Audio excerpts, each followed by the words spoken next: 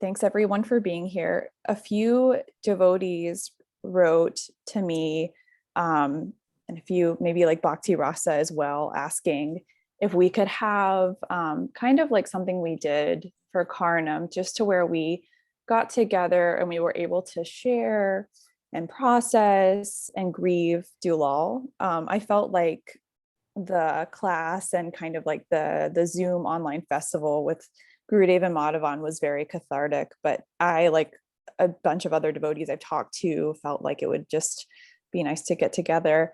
So that's what we're doing today. And thanks everyone for writing to me. So what we're gonna do first is we're gonna show a slideshow with pictures and some video that Indra put together.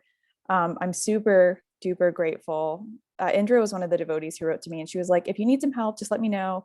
And if any of you know Indra, she's like savvy with tech stuff. And I've seen some of the stuff that she has done, and it's been really cool.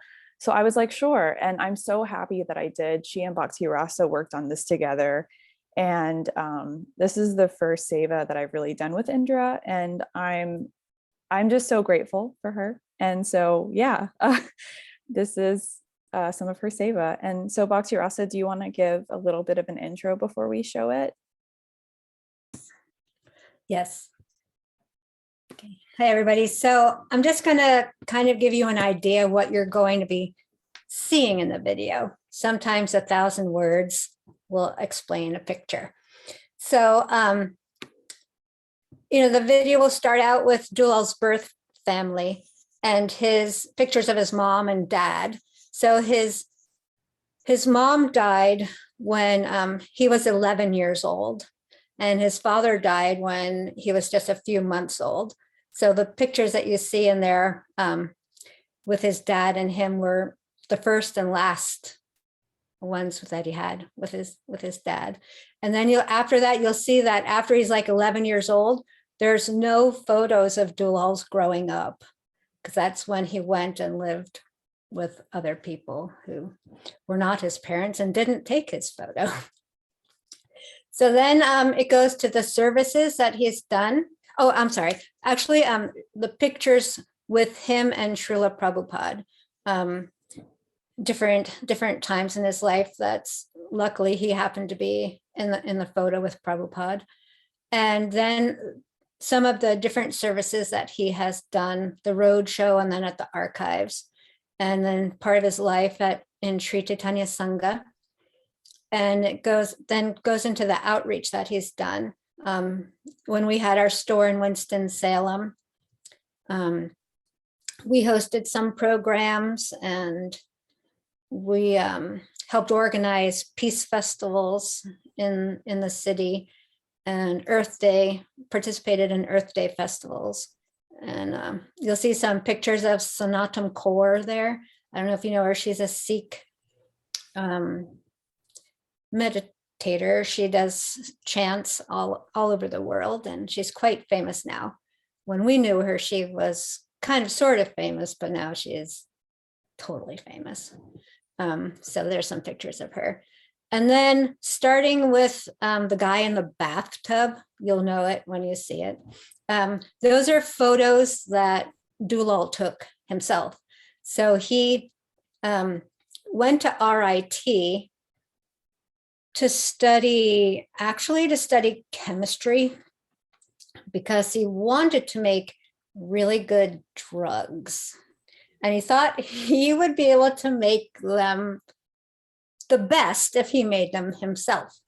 But he found chemistry to be a little too challenging, and he really didn't want to work that hard. So he switched his major to photography. So that was a much better fit. Besides, you could probably find good drugs on campus anyway. But so then there's pictures that he took, and one's of New Vrindavan, life in New Vrindavan, and pictures of his first wife, Leslie, who is joining us here today on Facebook, and I'm so grateful for her participation, and his son, Eric, of course, who we all are, the Sangha is getting to know more and more.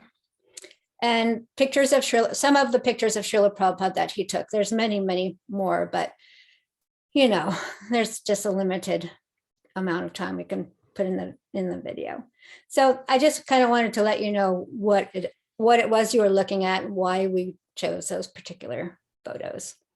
All right, so back to you, Radna. So I'm going to do a screen share. I haven't done that many screen shares.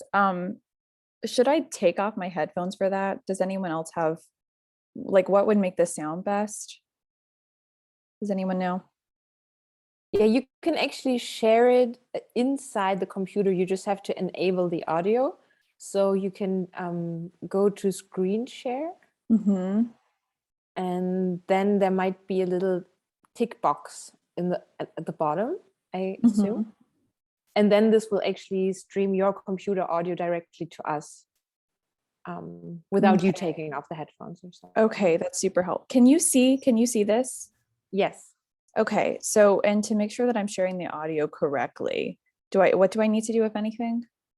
Well, you can first press, let's see if it works now already. Can you hear that? No, so you would have to go back to the sharing option.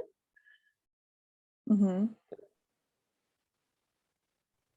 And there is something like share screen and audio. Okay, share screen and audio, share sound. Mm-hmm. Okay, let's try this again. Cool. Nice. Okay, wait 1 second. Let me try this again. Can you hear that?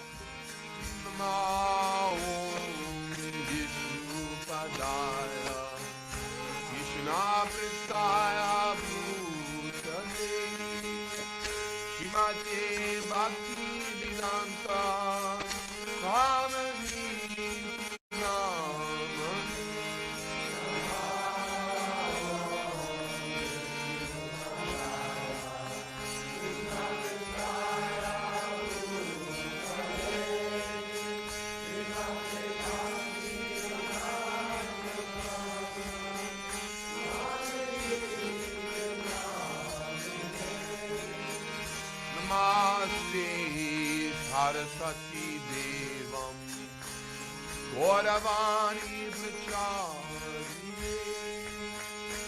Devi Shesha Shunyavadi Bhatyadhyadi Satarine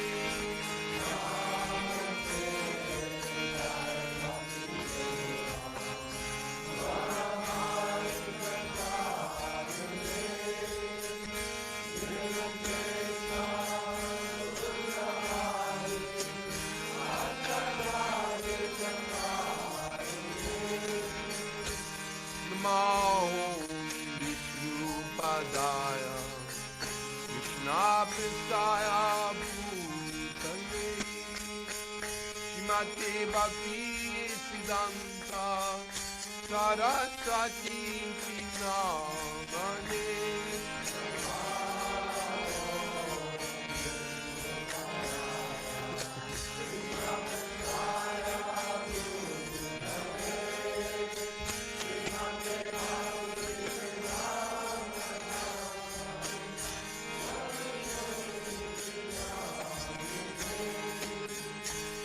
Bhaja Shri Krishna Chaitanya Prabhu Nityananda Shri Advaita Gadadhar Vasadi Gaur Bhakta-vrinda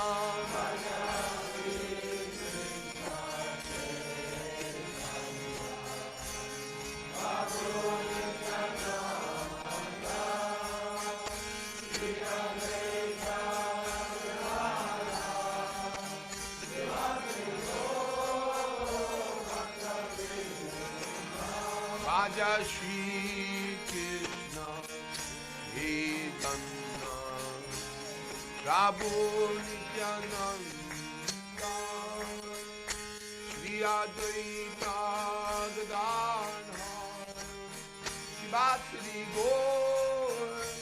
Bhakta Vrinda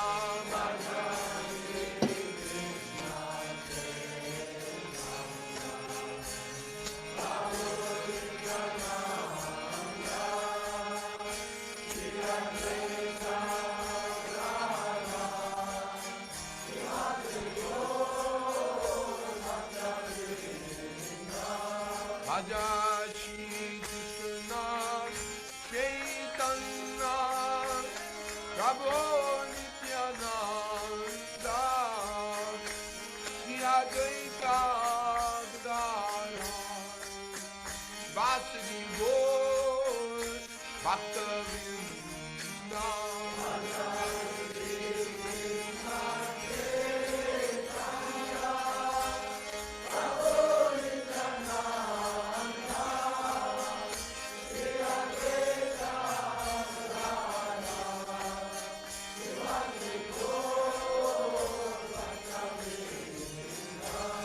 Raja Shri Krishna Chaitanya Prabhu Nityananda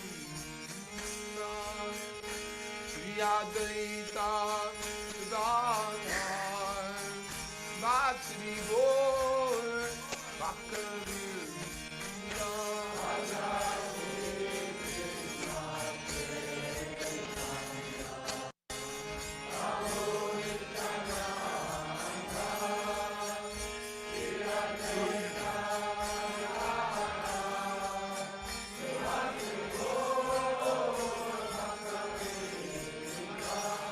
Raja Shri Krishna Chaitanya Prabhu Nityananda Shri Advaita Gadadhara Vasudeva Gaur Bhakta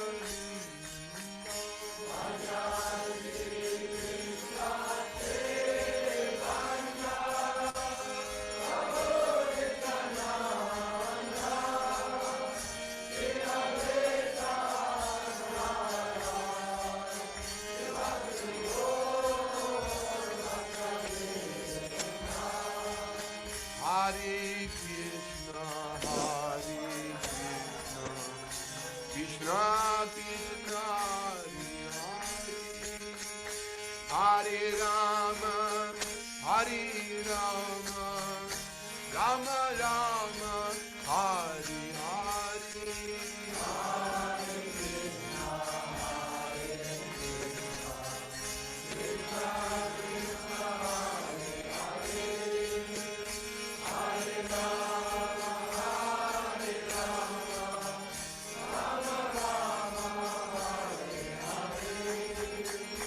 Hare Krishna, Hare Krishna, Krishna Krishna, Hare Hare, Hare Rama, Hare Rama, Rama Rama.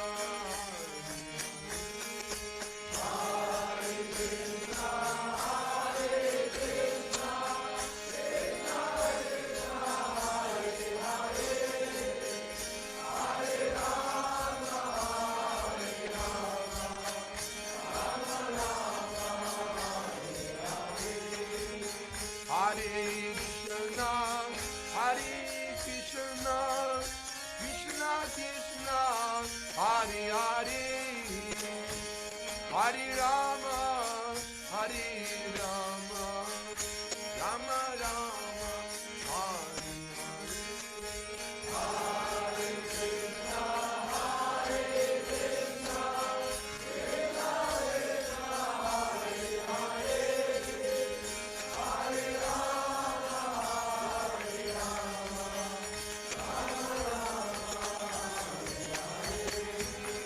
Hare Krishna, Hare Krishna, Krishna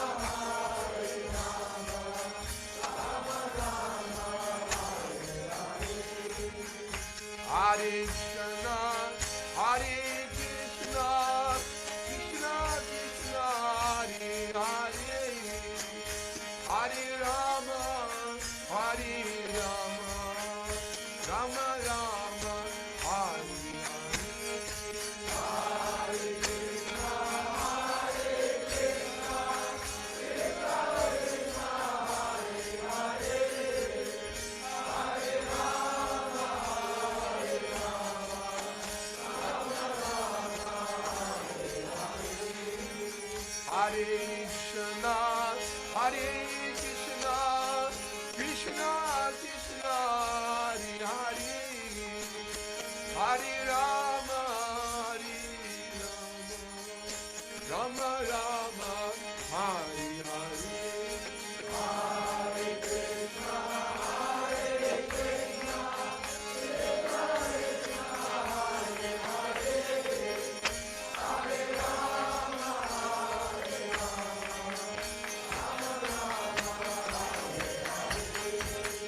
Hare Krishna, Hare Krishna, Krishna Krishna, Hare Hare, Hare Rama, Hare Rama, Rama Rama.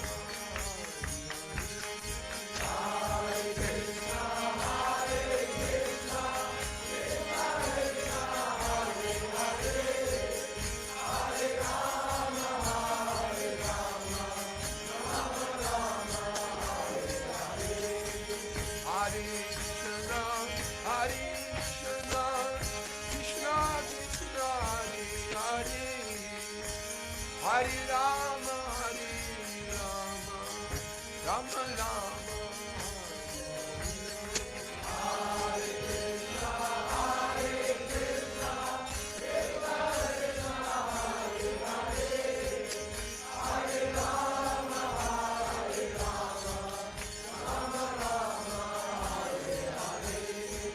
Hare Krishna, Hare Krishna, Krishna Krishna, Hare Hare, Hare Rama, Hare Rama, Rama Rama, Hare Hare. Hare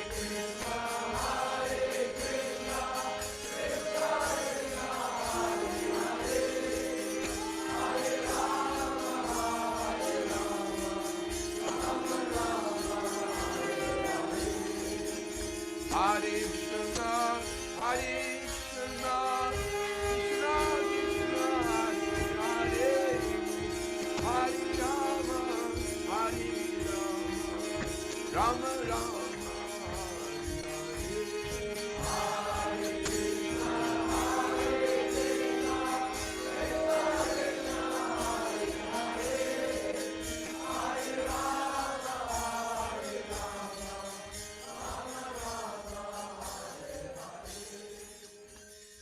And as we began the class today, we were talking about the fact that then at the certain stage, the separation becomes too much. The greed to have Krishna is so overwhelming that Krishna himself has to fulfill that desire, and through divine arrangement, all the devotees that are there coming to that stage, then they are allowed to participate in the Lord's Bhoma Leela. But that's extremely esoteric, you know. Worth the wait.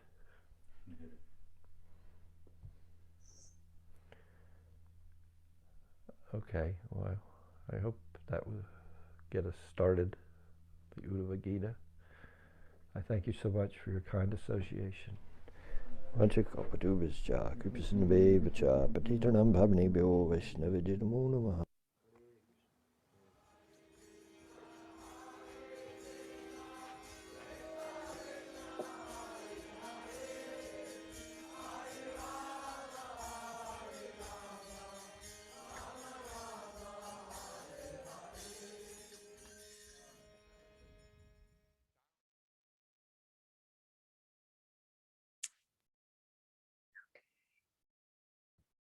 Okay, so we're back. I have to like kind of, okay, that, yeah, I just, again, I just, it was so beautifully done. Thank you, Indra, and thank you, Bhakti Rasa, for guiding Indra on that. Okay.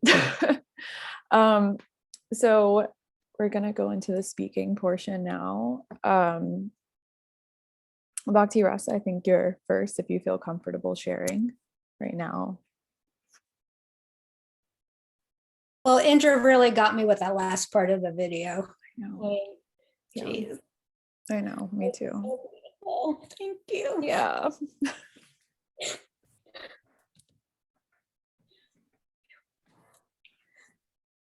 Okay, so I didn't really plan on having anything to say. I was going to be spontaneous, but I probably should have planned something because now I'm just kind of brain dead.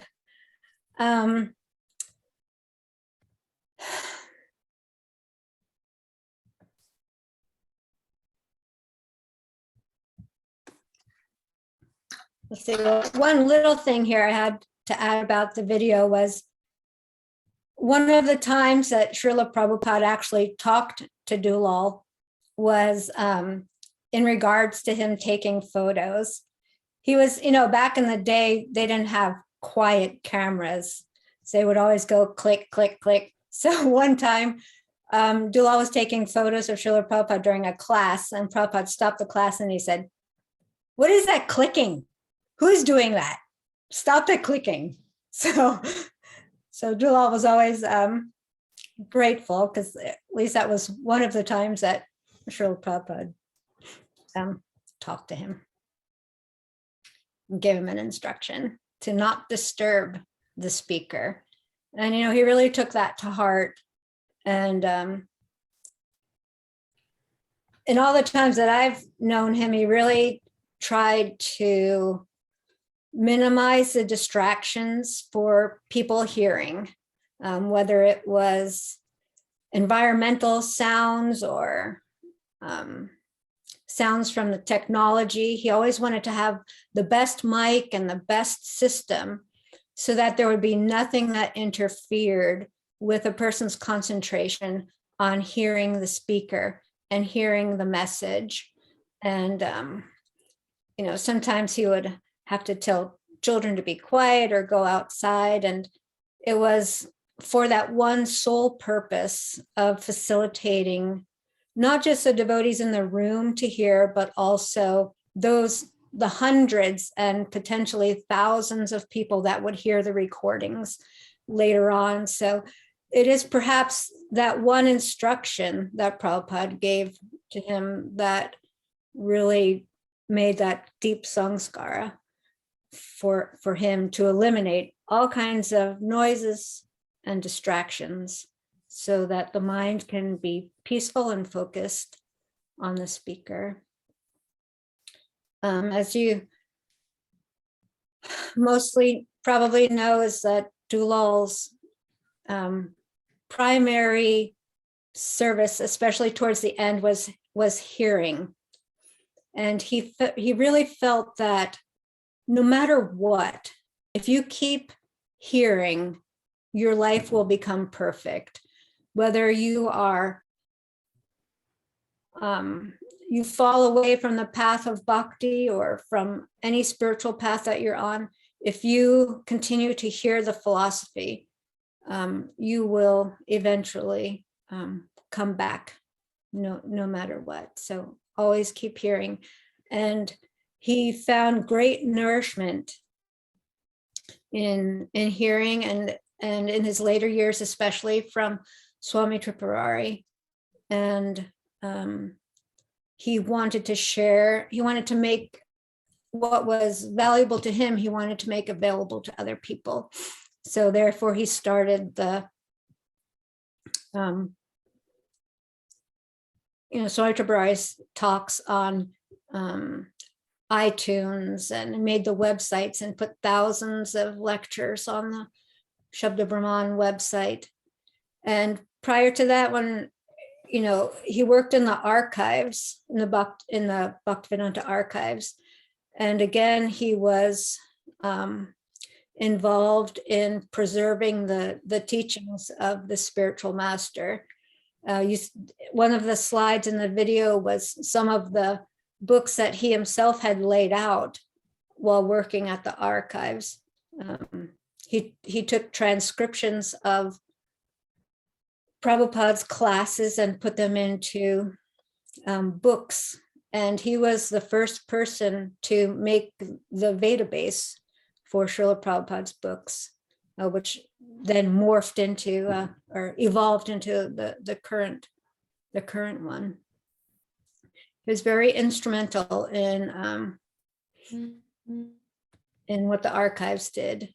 and being also their accountant and manager, allowed, even if he didn't have his hand directly on a product, it was due to his influence and his service that things happened, and thousands of people were touched because of the service that he had done. And just like with Sargri also, you know, we wouldn't have been able to do anything really if it wasn't for him managing money that wasn't even really there. Somehow he magically pulls things out of the ether, and his expert skills of organization allowed things to happen.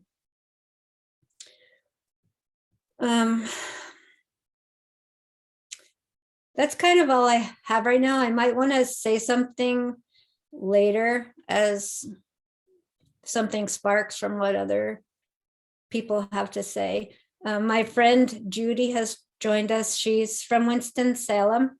She was a big part of Dulal's life in Winston. She was a dear friend to us and hosted Guru Maharaj several times at her yoga studio. And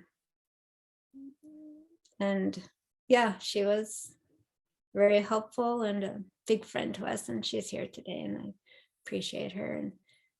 And Gargarishi Prabhu, I see you have joined us too. Thank you. And if you didn't sign up to say anything, but if you do feel inspired also to say something during the time, I hope you will. Absolutely. Thank you. Oh yeah, this was the one thing I wanted to say. There's so many different devotees here and people. There's Dulal's friends from outside of our Sangha.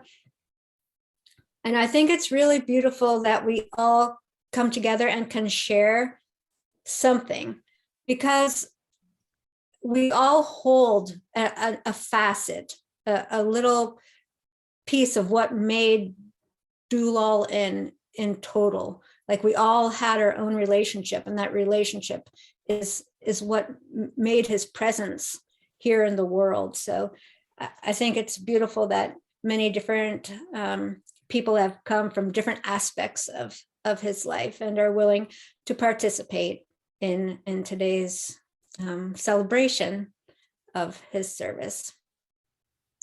And so maybe also, I don't know if anybody's interested in hearing more about Dulal's passing.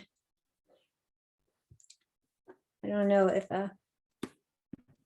how I can find that. Maybe nod your head or or not. That would be nice. Okay, I see a couple thumbs up.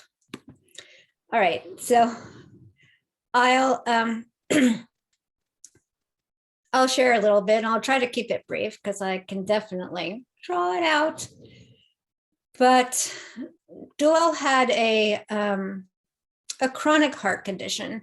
He knew that it was a result of bad habits that he had growing up, and he was not pretentious or shy to admit that. And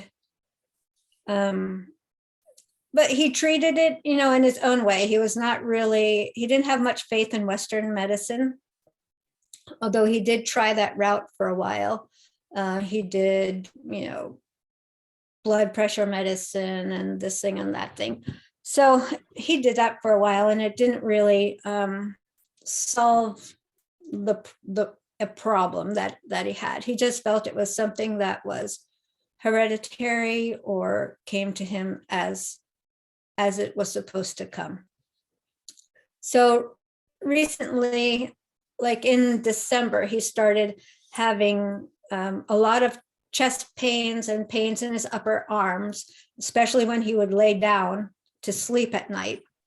His schedule was pretty odd to begin with. He would go into his room at like 8 at night. He would take rest at 9. He would get up around midnight, and he would chant his rounds and read and listen to a lecture. And then around 6 o'clock, he would take a nap and get up again at 8 o'clock in the morning.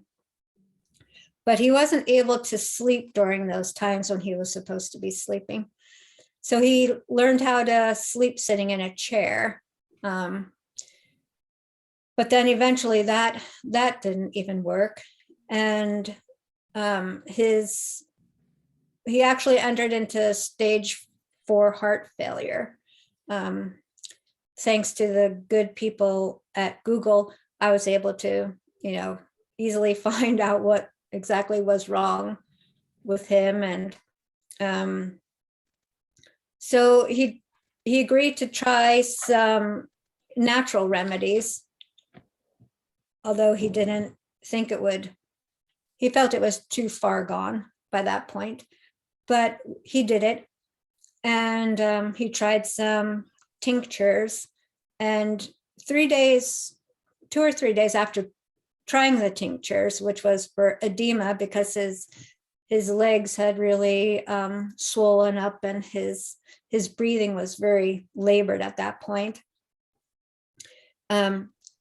He really crashed physically, and he could hardly lift his feet off the floor. And he said maybe 3 words the whole day.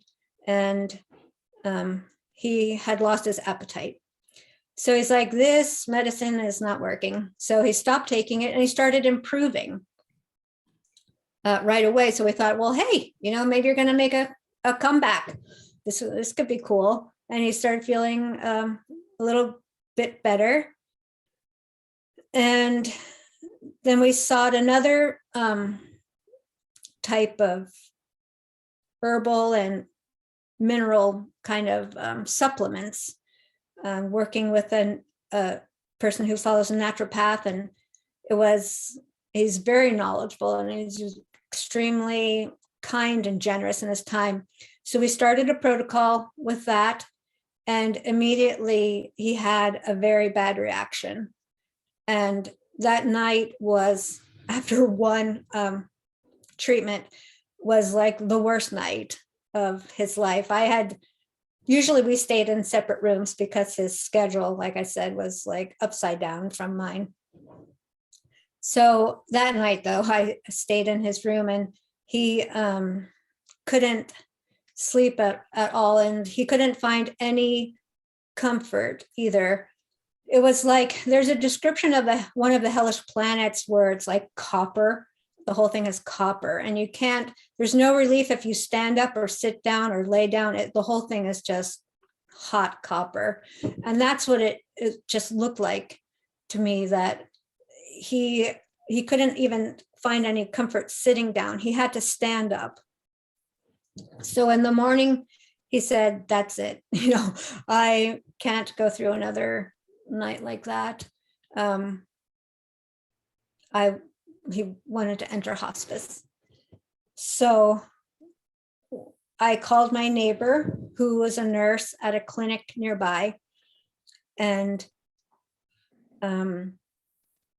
I told her this exact situation and asked her if she knew a doctor that would be sympathetic to Dulal's desires. So she arranged to have an appointment that day with a doctor. And we went in, and he was this beautiful 71-year-old man who was just about to retire. And he interviewed Dulal, and he could tell, just from, Dulal practically couldn't even breathe anymore at that point. And he said that he would make the same decision were it him, because the only thing that would help him now at this point would be a heart transplant. And if you know my husband, there's no way that was going to happen. So he recommended him for hospice. So the next day at night, the next evening, the hospice nurse came, and we started a protocol of morphine, which was what he had desired. for years and years and years, he would say, look, just at the end, all I want is just really good drugs. Just get me the morphine.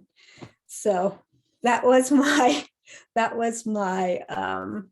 goal to get, and we had some struggles with it, but eventually it happened.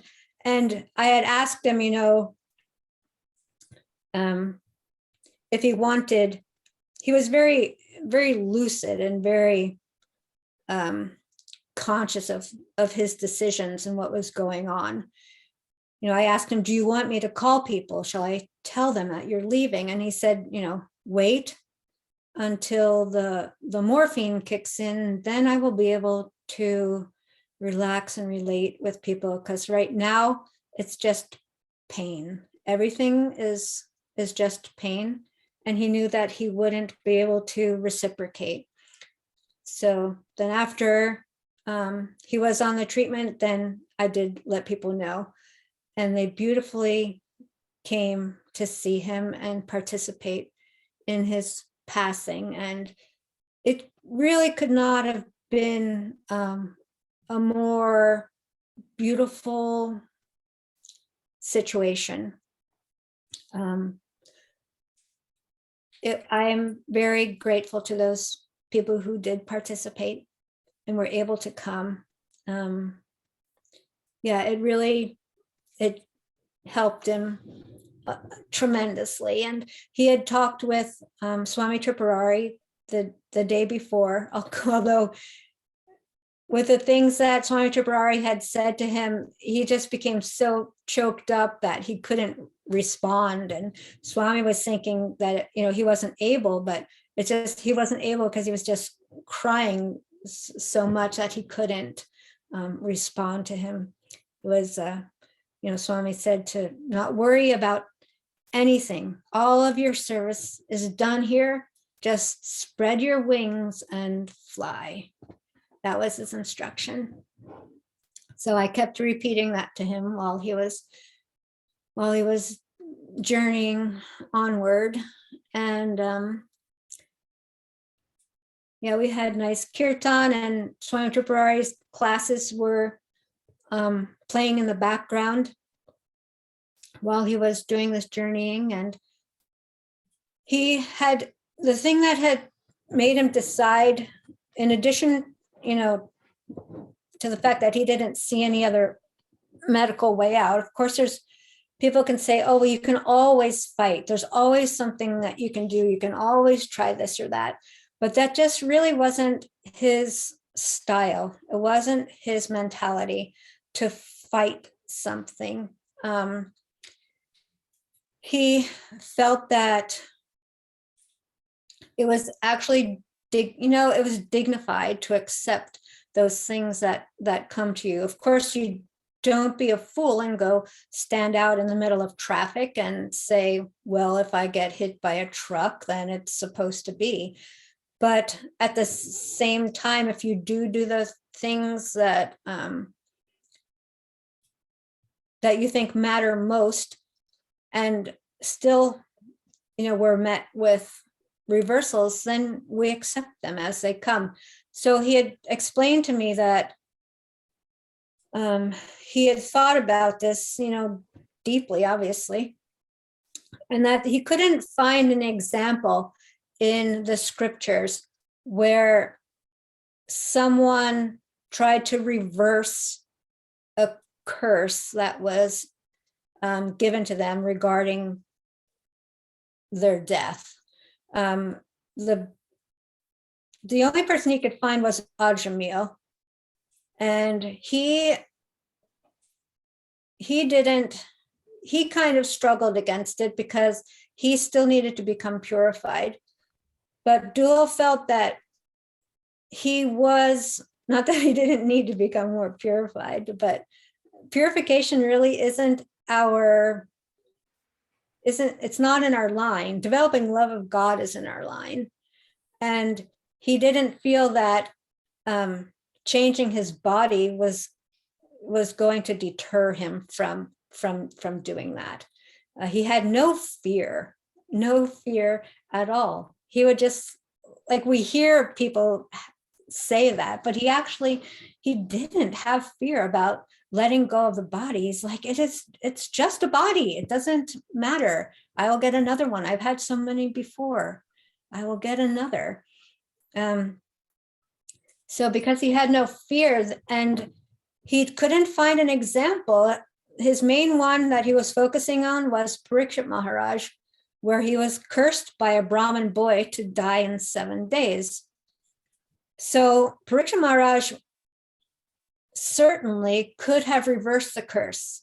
He was strong enough to have reversed the curse of the Brahmin boy, but instead he sat down and he heard the Bhagavatam for 7 days. And as a result, we hear the Bhagavatam. So he felt that he wanted to follow the path of the Mahajans. So he literally sat down. He didn't do his passing away lying down in the bed. He actually sat in the chair. Once he sat there, he never got up again. And he heard classes. He heard the Bhagavatam from Swami Tripurari. And as a result, all of us who gathered together to be with him during this time also heard the Bhagavatam.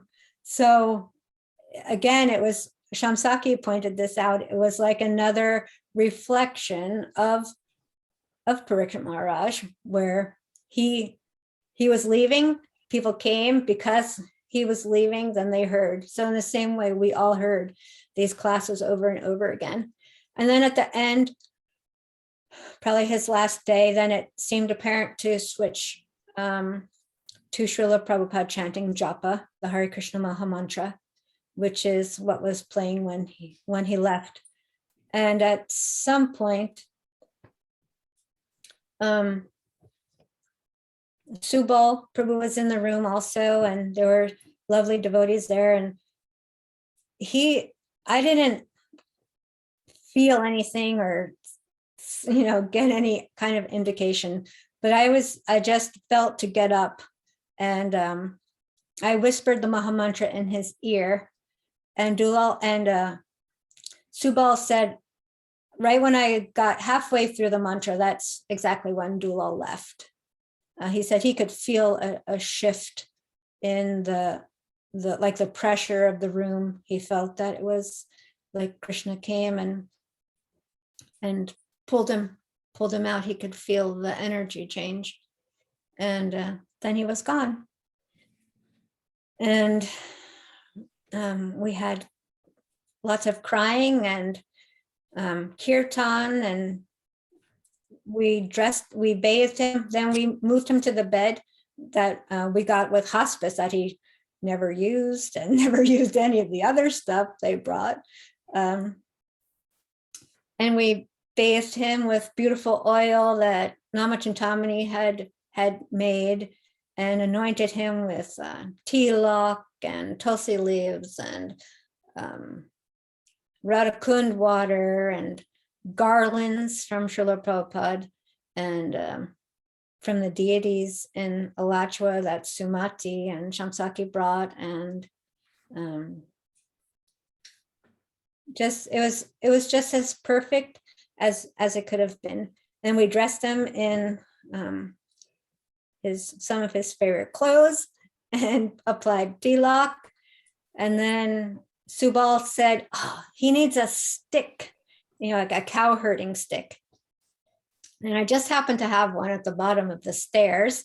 So I ran outside, got the stick, came back, and he put it in his hand. And he looked very, very beautiful. When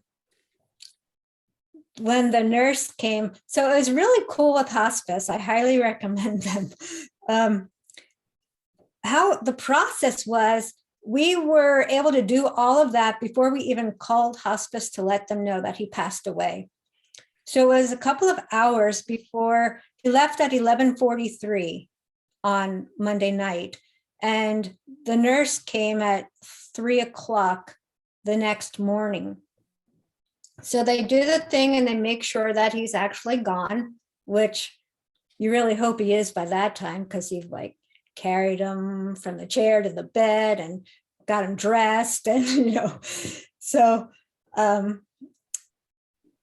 so she came and declared that he had gone. But when she first walked in the room, she said, "Oh, looks like he's ready to go home."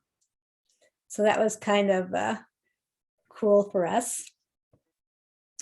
And then she goes away, and then we can still stay with the body for pretty much as long as we wanted to. So then devotees amassed again. They came from different places and came for kirtan, and we told a bunch of Dulal stories then, and it was very wonderful and really satisfying to my heart. So I appreciate all of you who played a role in that. And that's about the end of that. So here we are. Okay, I think I have said my piece, Radhana. Oh, thanks so much for sharing. Yeah, I didn't know all the details, and it was just, yeah, thanks for sharing. It was very, yeah, thank you. Hope it wasn't too much. No, I loved it. I loved it. I was happy. I kind of feel that devotees felt that they missed out on that. So that's why I wanted to share, because it's kind of like missing pieces. So yeah. it feel very, very beautiful. Yeah. Exactly. That's how I was kind of feeling too. Okay. So wait, Shamshak, do you want to share? I was gonna say, and we made puris and halava after for him. That's all. Okay, thanks. I got a call from Sumati when I was at work, but I couldn't take it. And then I saw Sumati's name pop up on the list. So I have Sumati next. Are you okay to share, Sumati? I meant to text you just to confirm, but.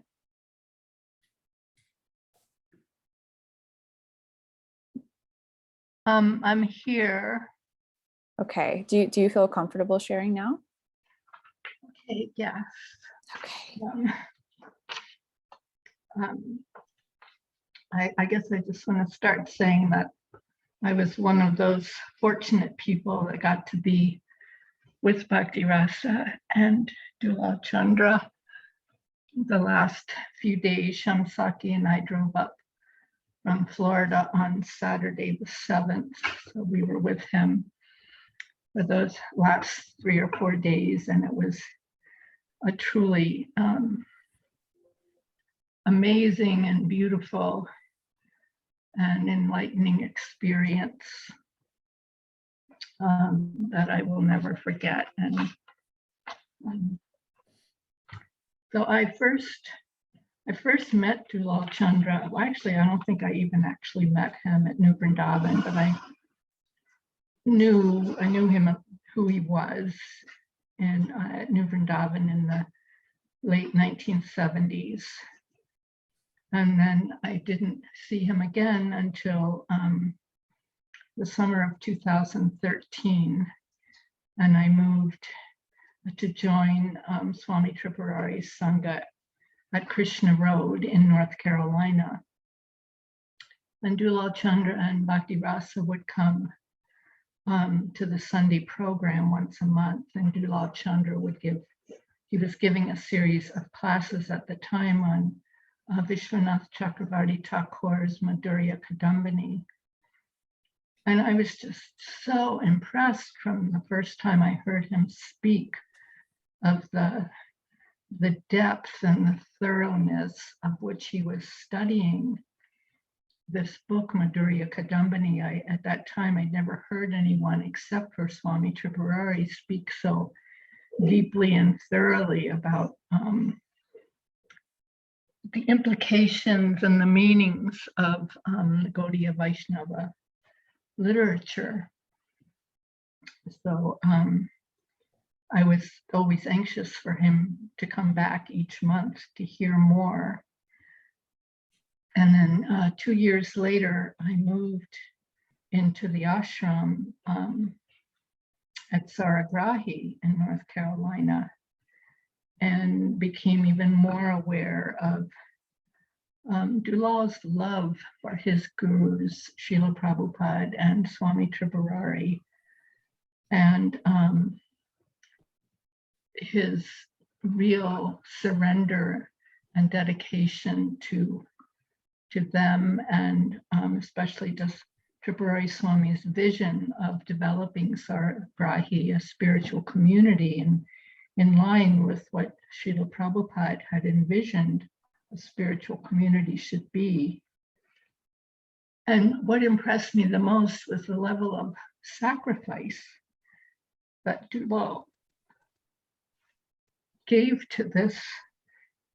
It was his life's mission at that time, that he had already given up his home and his business in Winston-Salem to help purchase the land in North Carolina, Western North Carolina. And, but now, and he had bought another house in Mill Spring near Saragrahi for him and Bhakti Rasa, but then he even gave up his house to become an ashram for other devotees to come and help Swami Tripurari develop Saragrahi. And Dulal Chandra moved into an RV on the property, but it was never really a comfortable living place for him, and it was a very austere place for him to live. But he did it in service to his gurus, and he even sacrificed, I would say, he sacrificed his wife so that Bhakti Rasa could give all of her time and energy to serving Tripurari Swami and his vision for Saragrahi. And he never seemed resentful of this. He was just always in a serving spirit. And he was always very enthusiastic when Swami Tripurari would come. He would come for some years. He came twice a year and would spend 6 weeks each time he came. And Dulal Chandra was just so attentive to serving him and making sure that there were nice festivals, and especially that there was wonderful prasadam for all the devotees, and he would organize the serving of the prasadam, and just his serving spirit and mood of sacrifice were just so exemplary and inspiring. And I just feel very blessed that I got to be part of that and see that and be part of that community. And thank you for letting me say something. Thank you for sharing, Sumati. Yeah, just recognizing, I resonate with what you said. Just, the sacrifice that you were talking about. Just good points. Really beautiful. Archana, do you want to share next? Yeah, let me, I hope I don't get too emotional with this.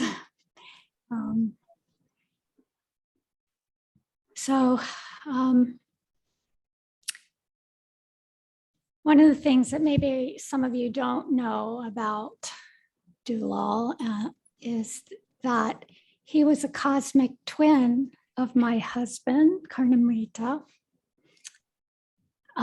They were both born on the same day, June 22nd, in the same year, 1950.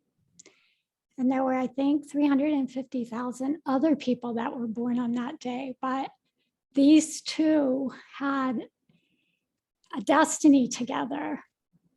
And they had a destiny together.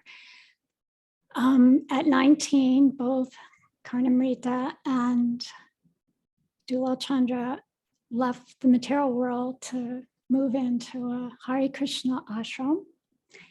Not many people do that. And in 1970, they both were initiated by Srila Prabhupada, some of the very early disciples of Srila Prabhupada. And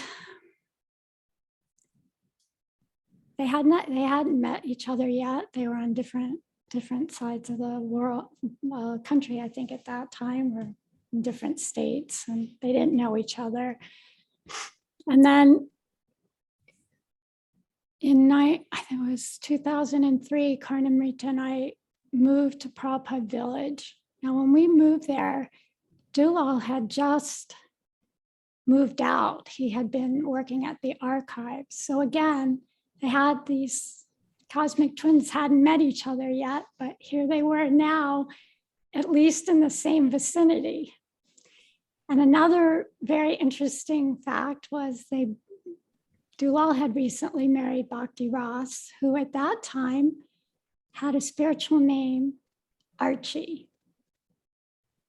And my spiritual name is Archana Siddhi. So our names both started with ARC. So that's pretty trippy. And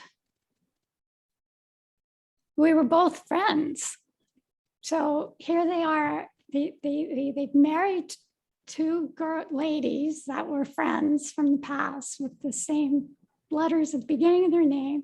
So another highly coincidental, and it's 108, I just looked at the time, coincidental fact in their journey. So then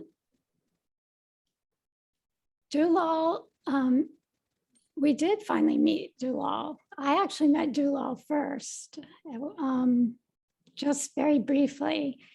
And at that time, we didn't really exchange any words or anything.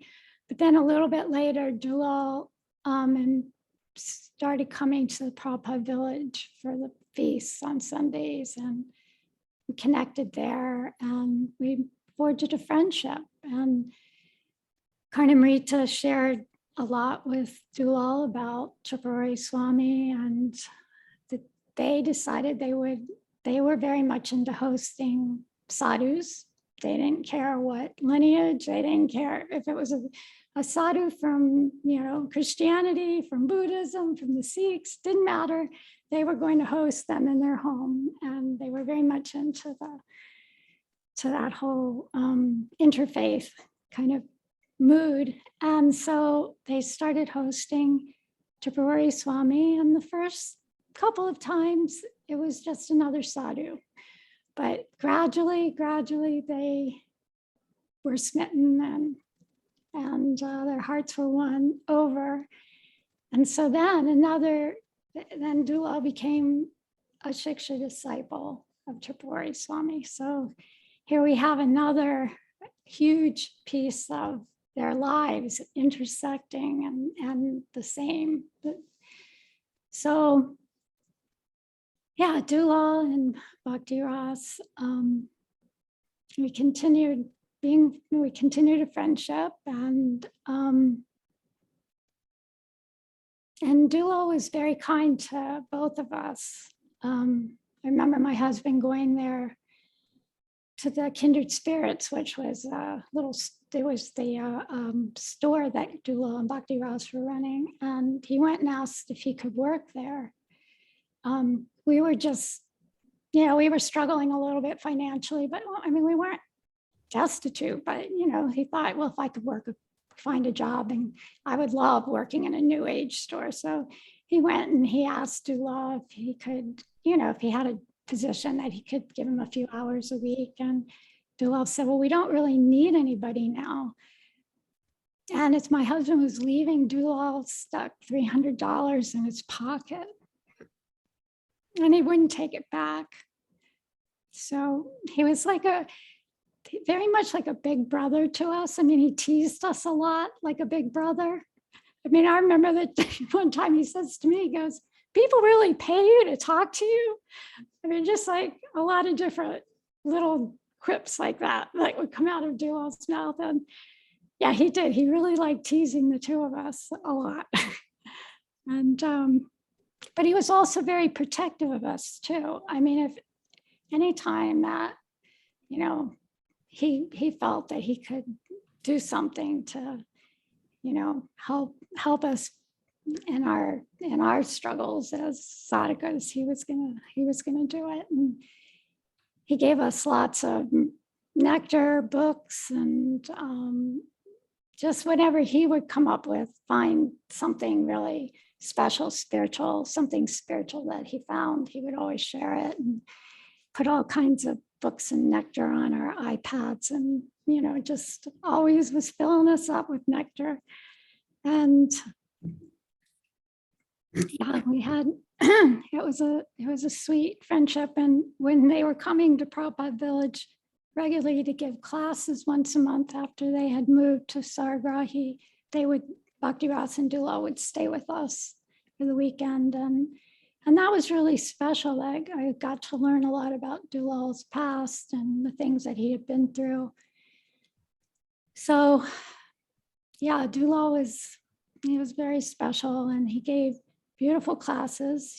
And, you know, sometimes he could be grumpy. I've heard that from people, that he had a grumpy side. But when he gave a class, he would come to life.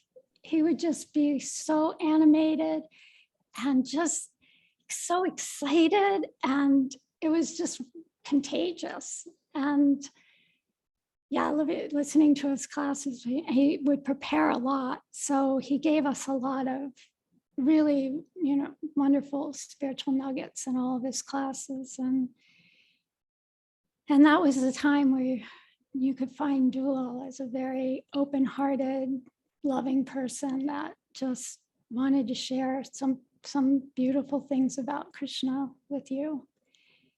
And that's very, very grateful to him for all the beautiful, beautiful classes that he gave, the Sandarbha classes and the Durya Kadamati, Shikshastakam, just so many wonderful classes.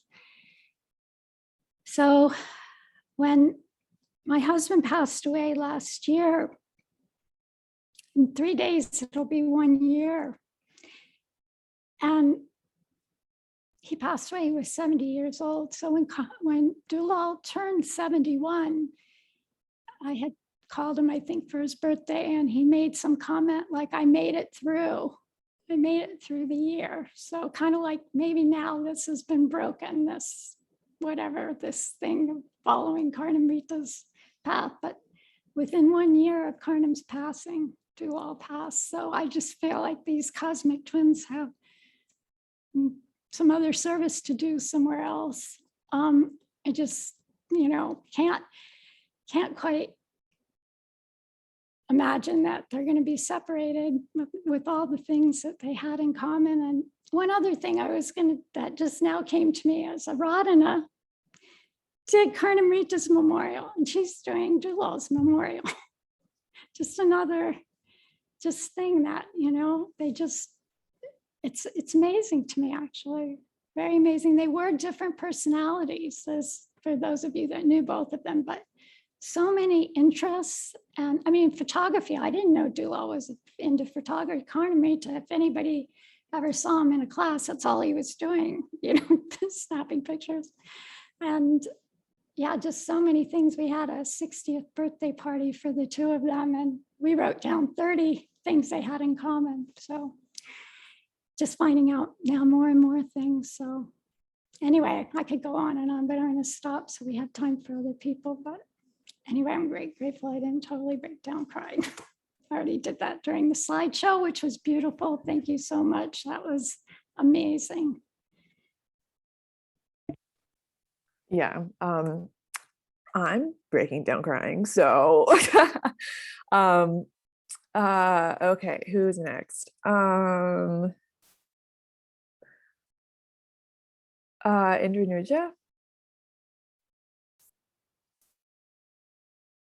Oh, can you hear me? I can hear you. Yeah. Nice. Thank you for letting me speak today.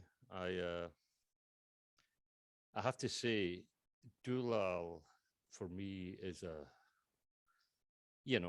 wonderful example of someone who's completely dedicated to his service, and not just what you would think is the obvious stuff, like what he did in ashram or whatever. But everything he did seemed to me to be service, everything. But maybe I should start from the beginning. I think I met Dulal in '79 in New Vrindavan when I was a brahmachari. And there was a whole crowd of New Vrindavan devotees there, I remember. We were all taking prasadam, and I believe one of them was Dulal. In any case, the next time I met Dulal was at his house in Winston-Salem, and he was giving a Bhagavad Gita class, and myself and Saki had driven down. And they were having a program in their house. In any case, I sat in this Bhagavad Gita class, and I was just blown away. Here was a devotee that he really knew the Shastra. And, I thought, wow, the only other person, well, I tell a lie, I know a lot of sannyasis, a lot of swamis who really know the Shastra.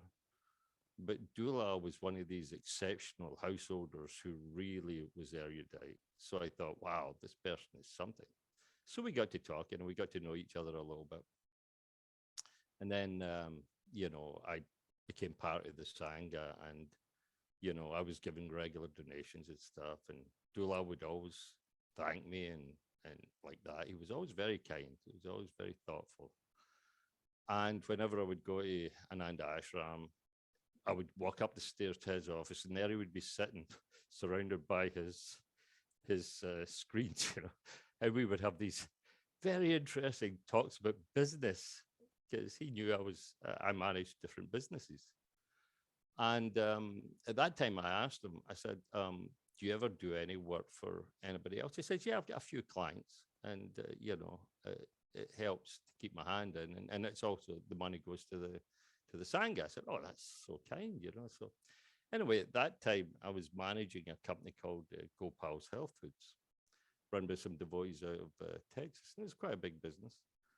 And Indra, can you move your mic a little bit closer just so we can hear you better? Okay, is that better? Yeah, I think so. Yeah. Okay, no problem. So anyway, I was managing this Gopal's Health Food business, and their accountant really needed some help. So I called Dulal and I said, hey, Dulal, would you be interested in doing this? And the guy that owned the business, this devotee, he wanted him to come to Texas. And Dulal said, nah, I don't fly. Sorry, it's not my gig, So I said, we don't need to. I said, we'll just send him everything. So we sent him everything. And I tell you, we're talking about maybe 4 years behind in $1 million business. It was a complete mess, books. But Dulal, within 3 months, had everything all sorted out. And the devotee that owned the business was just totally blown away. He just thought, wow, this is one expert devotee. He said, this person is really amazing. So anyway, after that business, excuse me, I now manage a medical clinic in Lawrence, Kansas. In any case, so same thing. We wanted some help with the bookkeeping, and I called Dulal, and Dulal said, yeah, no problem. Sent him all this stuff. And within a month, he had everything done. It was like the most amazing thing. So one thing I realized about Dulal was that he is expert. And that's one of the symptoms of a devotee, is that they're expert. I remember also being in the ashram. I stayed there one time for a couple of weeks, and the ashram was just bursting at the seams at that time. And his car wouldn't start.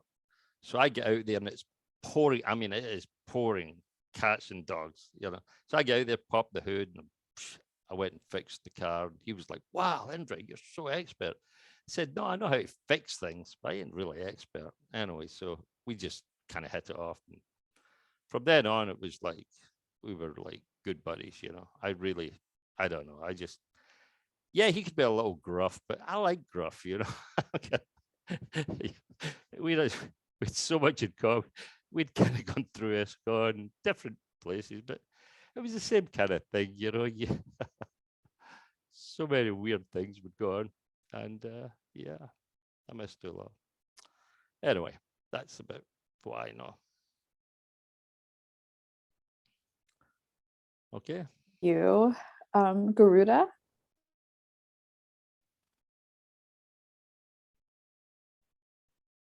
Hare Krishna.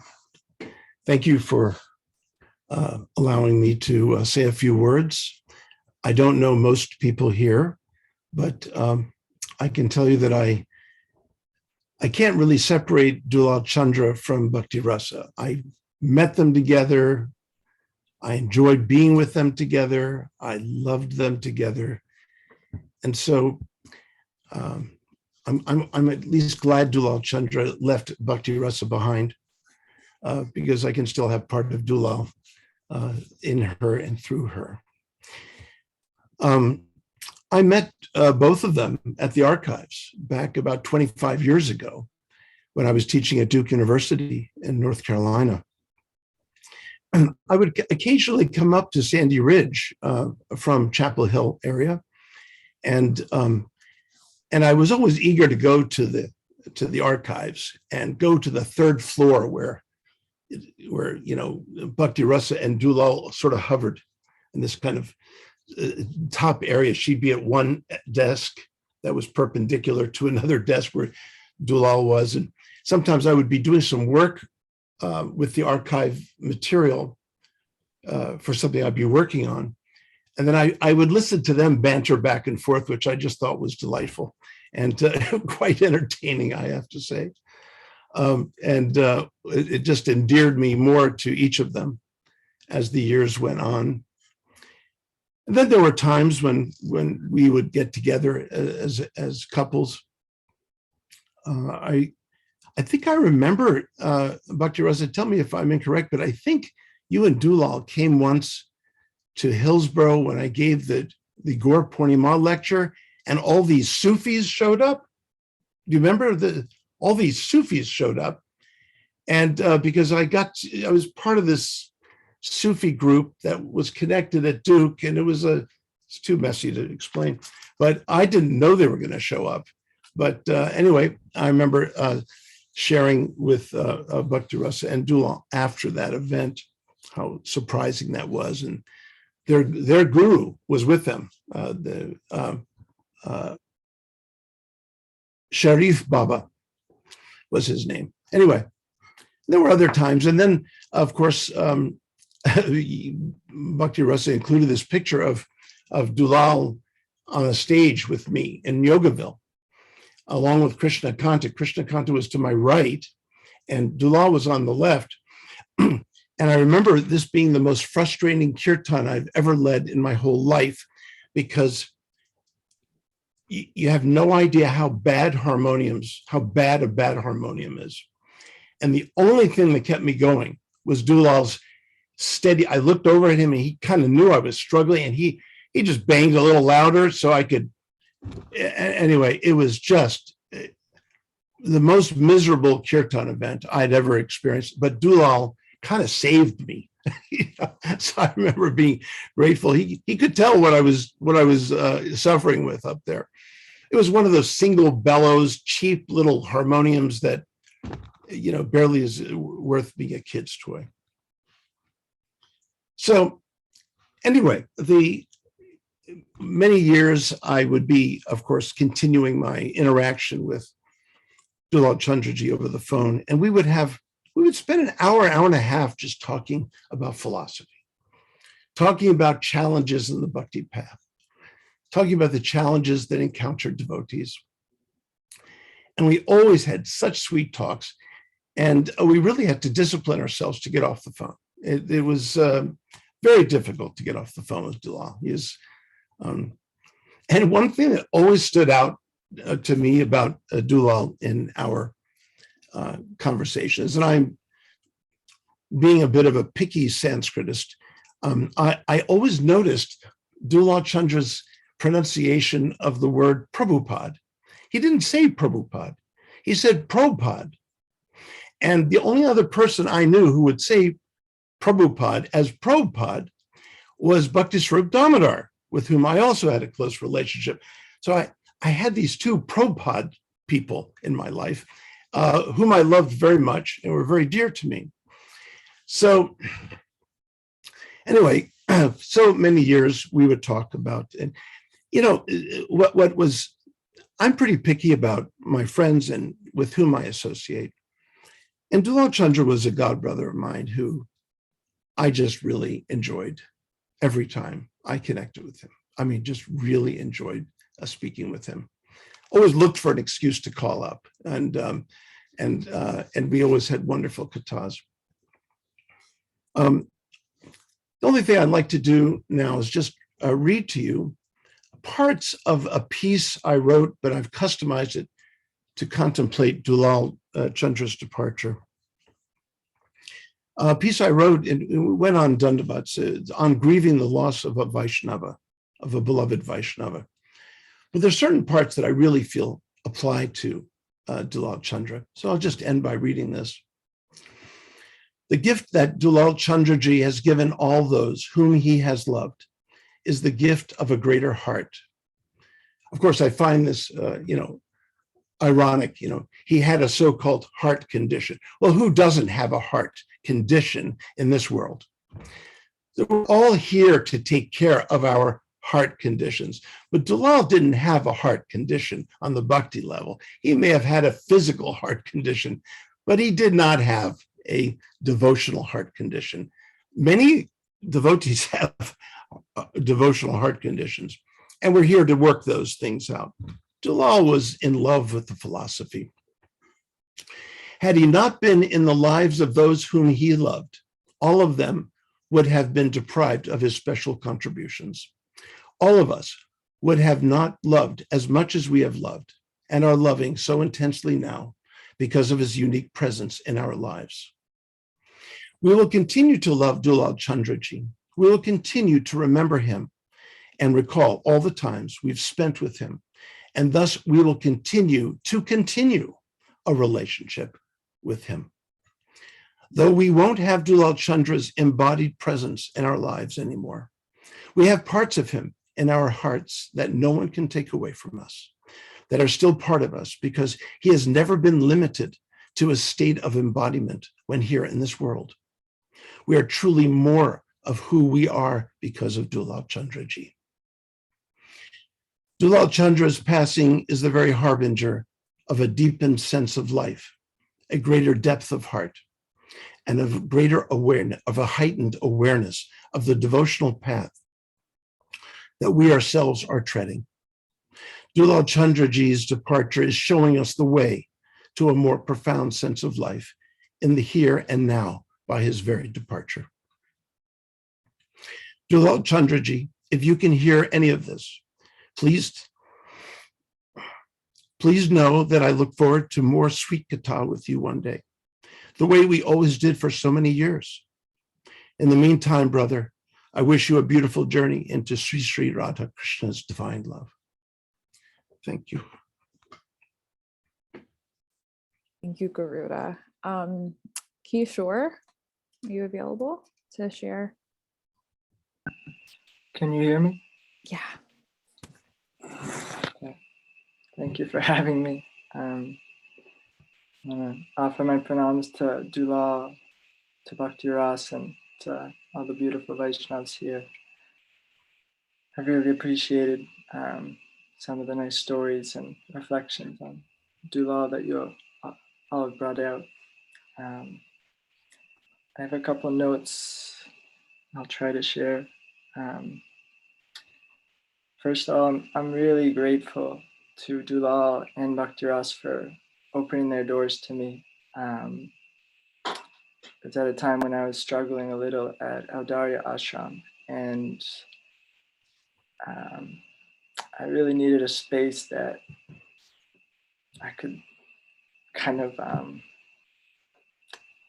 I guess, a little more comfortable, you might put it. And I could tell that, they had had challenges with people staying there before and so forth, and so many things had come up, and still I I found they gave me space to learn, to grow, to really nourish my faith and to develop as a devotee. So I'm really eternally grateful and indebted to both of them for that. Those were very formative years of my life. With kind of the space to grow and develop, I also found beautiful guidance coming from Dulal. He was giving 3 lectures a week on Sandarbhas. I kind of came in towards the end of Tattva Sandarbha and then got to hear some of Bhagavat Sandarbha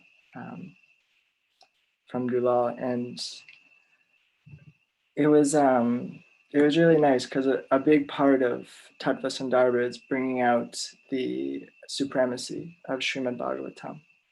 And Dulal had such faith in Srimad Bhagavatam. And it was really beautiful how he continually emphasized this point of Shraddha. And what that means is Shastriya Shraddha, to really have faith in the revelation that have come to us through Vyas, through Mahaprabhu, and through the acharyas of our tradition, and to align and identify and continually be nourished by those scriptures builds our faith and will really connect us to the heart of Gaudiya Vaishnavism. One instance of his Shastriya Shraddha that I found was, we were, a point came up in one of the Sandarbhas about the efficacy of chanting for a devotee that still has an offensive mentality, and whether that's beneficial or not.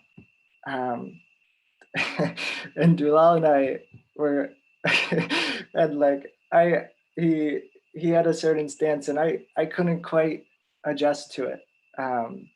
It was hard for me to accept, and so I think for 2 or 3 nights in a row, at the end of each lecture, we'd return to that same topic, and we'd have new thoughts and new ideas. And Dulal was very passionate, but what I was really inspired about was he really wanted to come to what's the truth, what's the Siddhanta here, and he never delved into any kind of personal attack, anything like that. He really just he was working with me, even though apparently in this instance, I was on one side, he was on the other. I really felt from him we were trying to come to a deeper understanding of Siddhanta together. And I, along with his faith in Shastra, he also personally lent me many Shastras. I would go to his, up to his RV for a new volume of Chaitanya Charitamrita every couple of months, which he very specially kept by his bed. And he would lend me a new copy very graciously and very joyously. He was really happy to see devotees kind of taking the time as he did. I mean, I think he would, I don't know how many times he's read Srimad Bhagavatam. I think he would try to read it every single year. He'd try to read it through again. And he's also, he shared with me recently a PDF that he had, what's it called? Photocopied,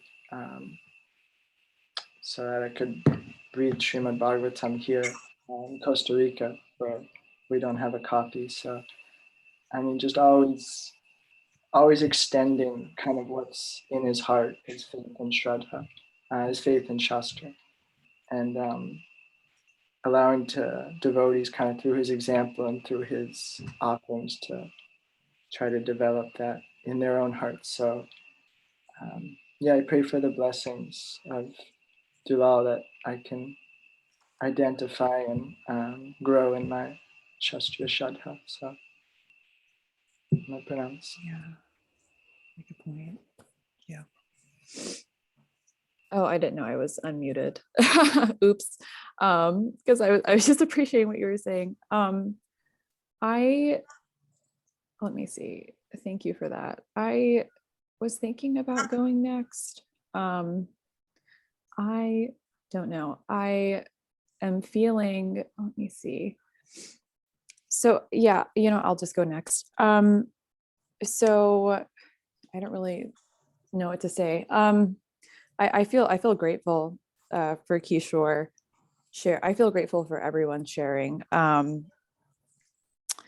Yeah, just bringing out different things.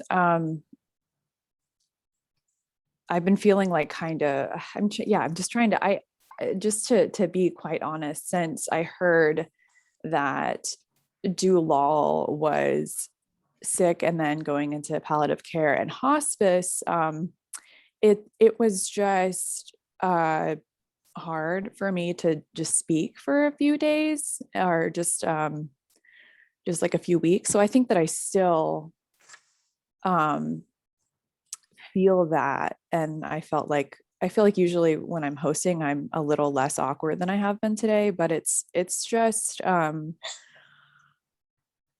in our sangha, there's so many wonderful devotees, but I feel like there are a few devotees who really get the mood of our sangha, and the mood that our guru has tried to like imbibe. And I feel like Dulal was one of those devotees. So when I heard that he was journeying on, as Bhakti Rasa put it, it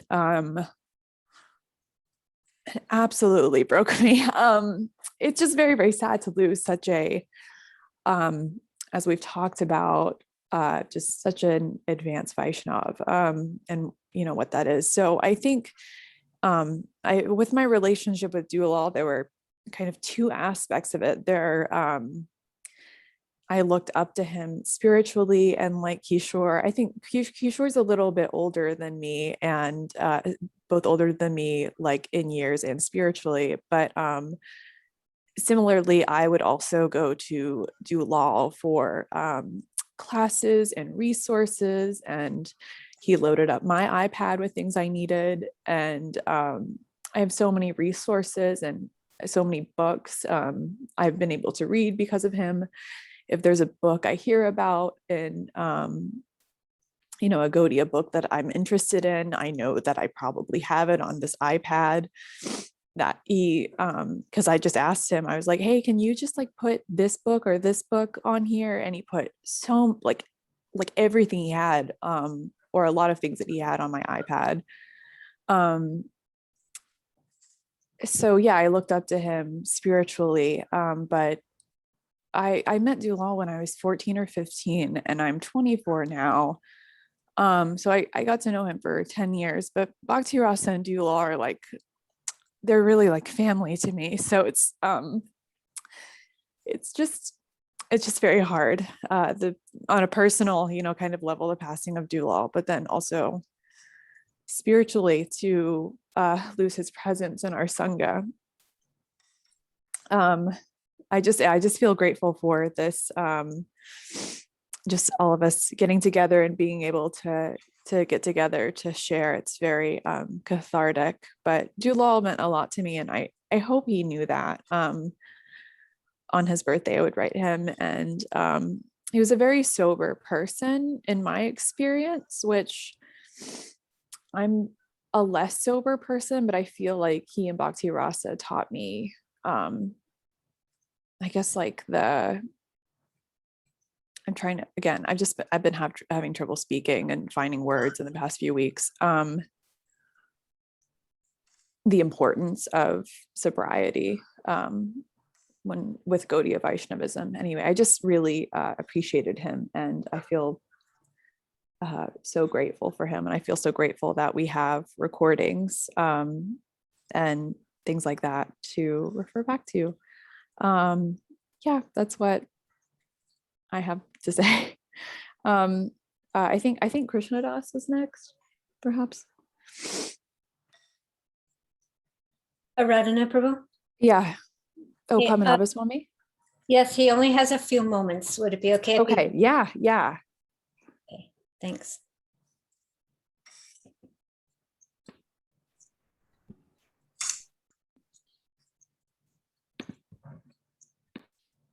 Okay. Otherwise, can you hear me? Yes. Okay. Sriman Dulal Chandra Prabhu ki jai.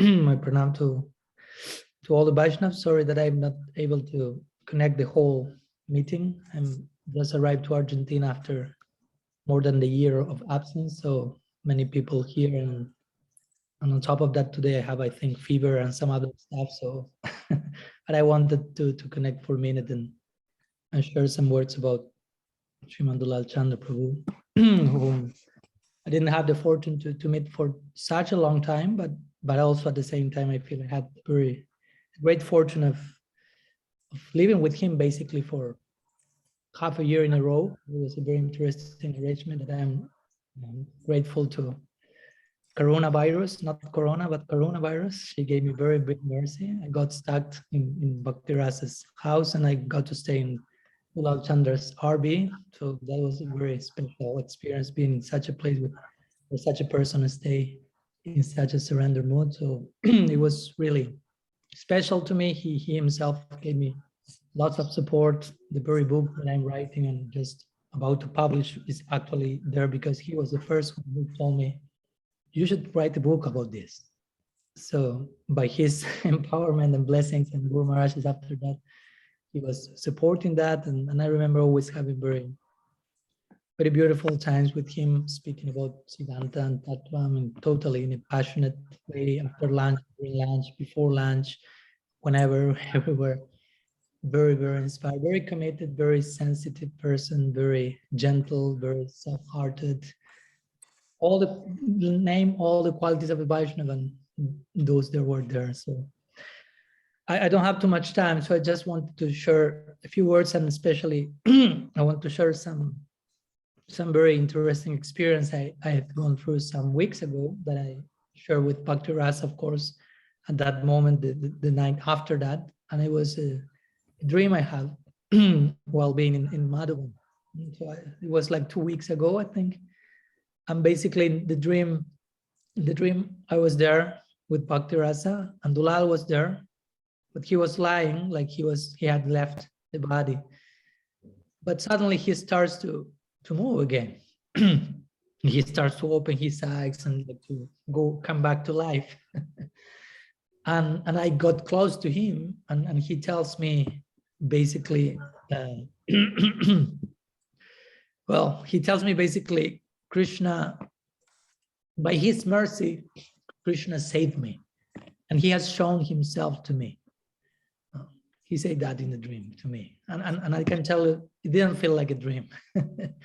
And immediately I found myself in the dream, quote unquote dream, falling in dandavats to his feet and taking his feet and starting to cry profusely in the dream. But eventually I woke up from the dream and I find myself crying profusely as well. And after that, I go back to sleep. And again, Dulal Chandra appears one more time in the dream. And we are hanging out and sharing each other. And again, I woke up crying profusely. So for me, that was a very, very mystical confirmation about not only Dulal Chandra, who he is, but where he is. Because for me, that's the most interesting idea, to meditate, not only who he was, what he did, but where he is now, what he's doing now, and how his present situation is for us, the prospect that we want to follow. And so in one sense, we may have lost him, quote unquote, but he, on the higher ranks, on the higher realms, they want him. They have him there offering very valuable and needed service. So they need someone like him over there. And we are to get inspired to follow his footsteps as well, for sure. So thank you so much for giving me some few minutes, and sorry for interrupting the arranged dynamics. Sriman Dulal Chandra Prabhu ki jai. Thank you so much for sharing, Padmanabha Swami, and just taking a few minutes to be here. Oh, okay.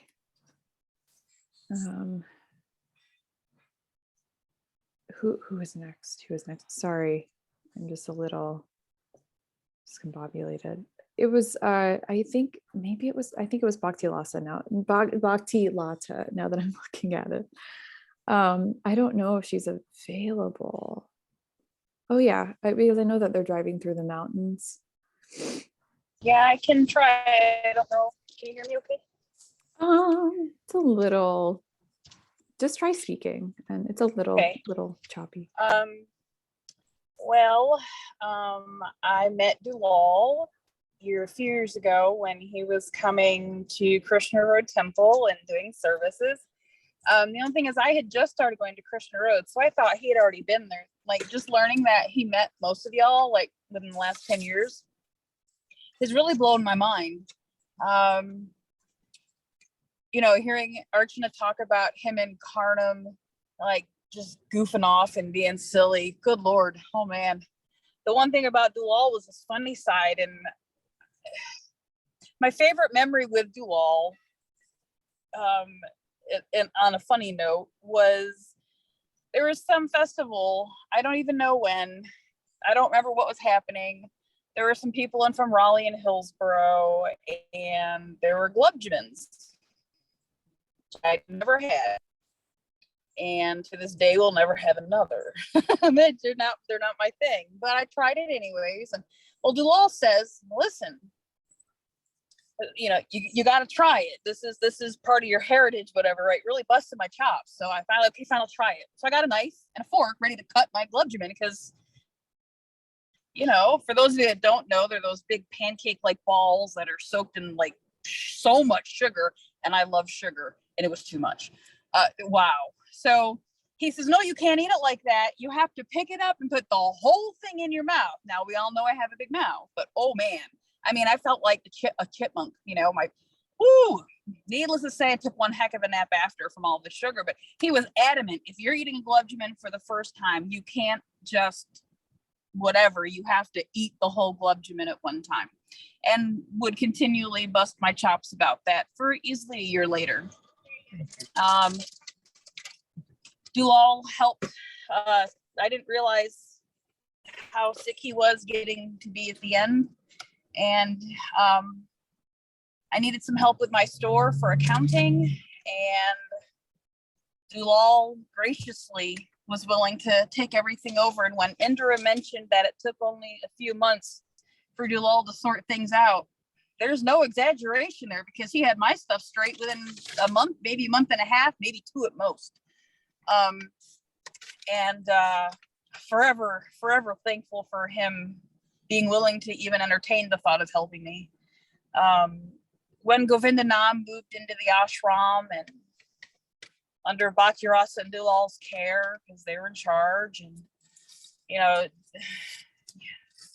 it's hard, like someone else said, to separate the two, right? Because they're always it's both of them, right? Dulal was just so wonderful in helping take care of my kid, and if I needed to know anything, he had no problem letting me know. And I appreciated that honesty that he gave me in that regard. I never really had to wonder what was up with my kid. Dulal just made sure I knew. Bhakti Rasa did the same.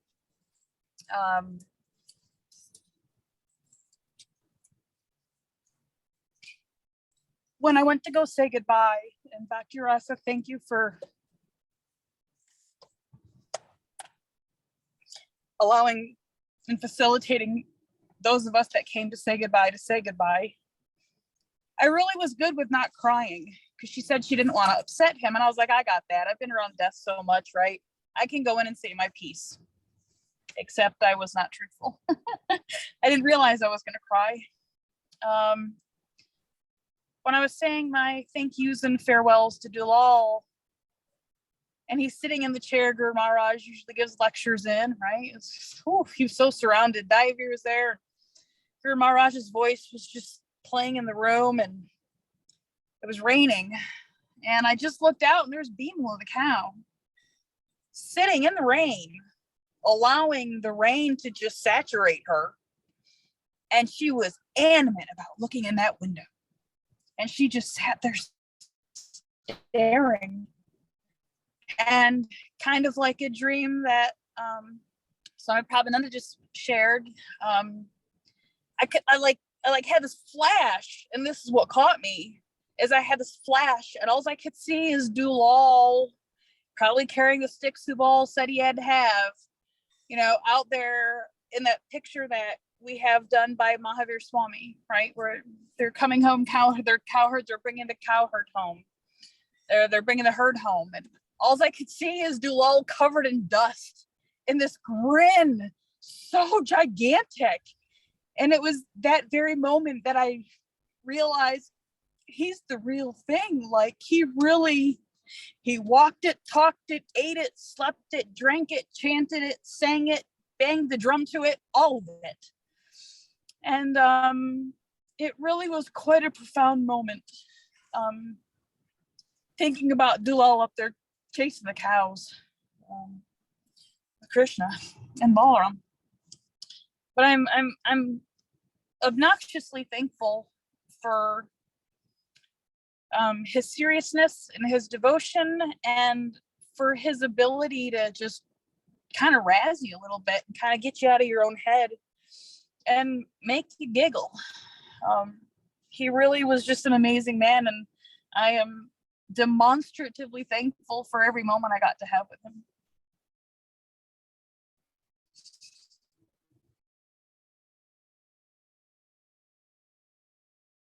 Thank you, Bhaktilata, for sharing. Okay, I think Krishna Das is now. Okay. Krishna Das? Okay, can you all hear me and see me? Mm-hmm. Okay. So, yeah, I'm not great at these things, but before I begin, I absolutely want to offer my humble obeisances to Dulal Chandra and Bhakti Ras and all the assembled today. I'm very grateful for the nectarine relationships I've developed, all on account of Dulal Chandra and Bhakti Ras. I remember meeting them both 5-6 years ago, roughly, and wow, forever changed my life. And because of their sacrifice and giving so much to Saragrahi and all of us, every one of us, I don't know who could be more generous, really, but my greatest friends come from that first meeting. I'm sorry, I'm getting emotional, but I just so grateful to you all. And I remember when I first came to their home ashram, which was so generous. They invited me into their office. My first time coming there and meeting Bhakti Ras, she's meeting me out by the car, brings me in the house, offers the most beautiful prasadam, and brings me into the office, and already trying to figure out a way to bring me into the community apart, where I can be of service, how they could be of service. Dulal was going into every detail about what Tripurari Swami, his vision, and I was so blown away by that. They didn't even know me. But yet they were the most beautiful deities I've ever seen, so beautifully appointed to every day, with so much love and care. And that was all facilitated by Dulal Chandra and Bhakti Rasa and the devotees at Saragrahi. So if it wasn't for Dulal, I really wouldn't know any of you. So you could thank him. So this impacted me so much, in fact, that I would come to the community every week that I would be able to, because I worked on the weekends. So it was very hard, but I lived for those programs and feasts. They really nourished me. And everyone's been so supportive and nurturing my spiritual growth. I'm an initiated devotee only for 7 years, so most of the time was with this community. So I'm very new. I'm 50 years old, but I'm a new devotee, and I was just coming in at that time. And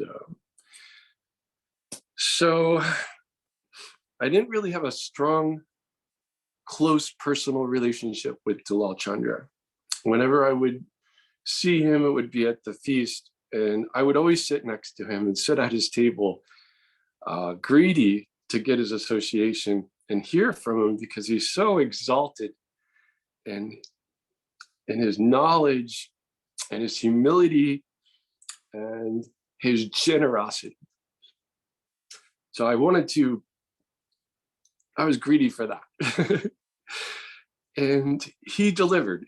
He unabandoned, just left whatever he was doing and shared with me. And I'm nobody. And so I wouldn't say he had a heart condition. I would say he had an unconditional heart condition, if that makes any sense. So as I got to know Dulal, it was mostly through the classes that he offered, and just witnessing him at work in his service to his Gurudev, Tripurari Swami, and Swami Prabhupada, of course. And there wasn't anything he wouldn't do. So he was more of a role model for me in his Guru Seva and in his very carefully chosen instructions that he would offer in his classes, which he spent so much time preparing. And it was so clearly evident to anyone who would hear him. I would always just sit right in front, I was like, I'm not qualified to even sit in front at this guy's feet, let alone, be speaking right now alongside of so many of you who knew him personally much better than me. I just was like a spectator watching him from the outside usually. But towards the end of his life, as Saragrahi, the community here seemed to dissolve as far as people coming and going and going and going. It was like just a handful of people here. And in a way, I was greatly fortunate to be one of those. And I'm still one of those. I'm like 20 minutes from Bhakti Ras. And so I got to come to the final classes that he offered. And it was a small group of us at that time. Only a couple people could come. And I thought, wow, he's doing this class just for even one of us. If one person shows up, he's fully preparing for this for a week. And it was the best classes I've ever heard. I with no disrespect to any swamis I've heard speak, Dulal's classes were clearly some of the most knowledgeable and nectarine classes I ever heard, with so much love imbued in his service. And that, to me, cleared so much filth from my heart and made me, I guess, what you see. I don't know that it's greatly improved, but I know that it is improved because of what I heard from him. And I also have to thank him for my association with all the wonderful classes of his Gurudev, Tripurari Swami and Padmanabha Swami, and all of the Saragrahi community, which actually includes a lot of Matajis and so many wonderful personalities. But I have to say, I have garnered so much from all of you.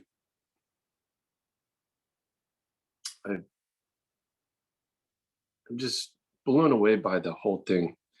And it was 5 years well spent of my life.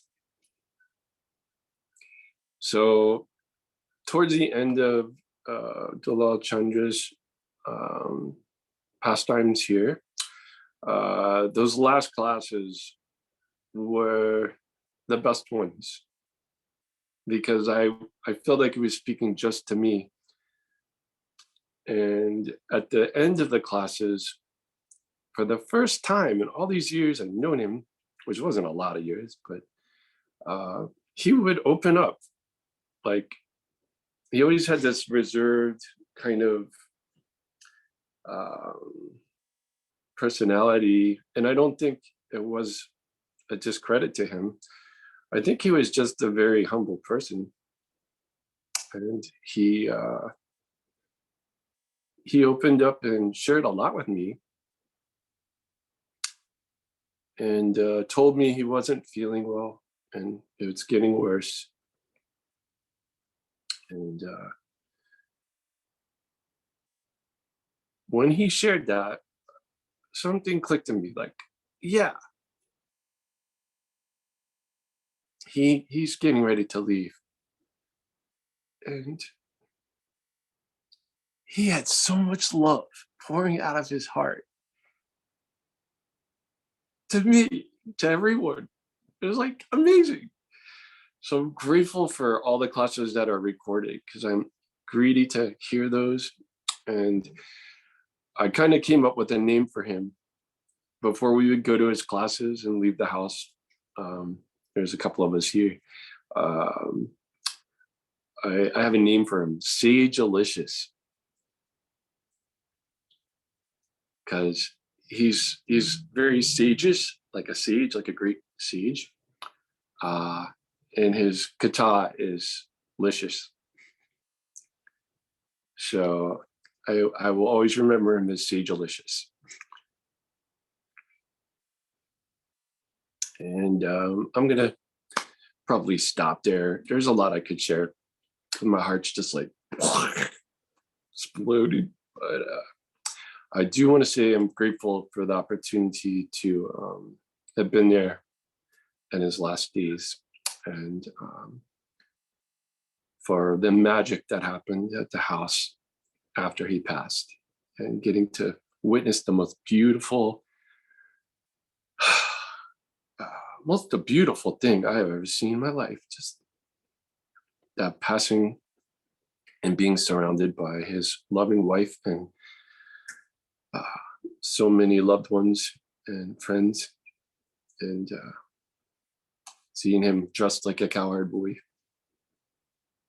And so it's really precious to me, and it taught me just really who the Vaishnavas are. At least this Sangha that even though I'm not officially a part of, I feel like I'm officially a part of. Dandava pranams. Thank you.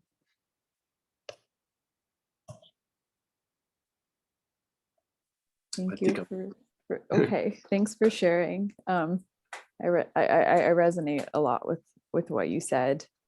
Thanks for sharing. Who is next? Chitta. I think Chitta's still here. Is Chitta still here? Yeah.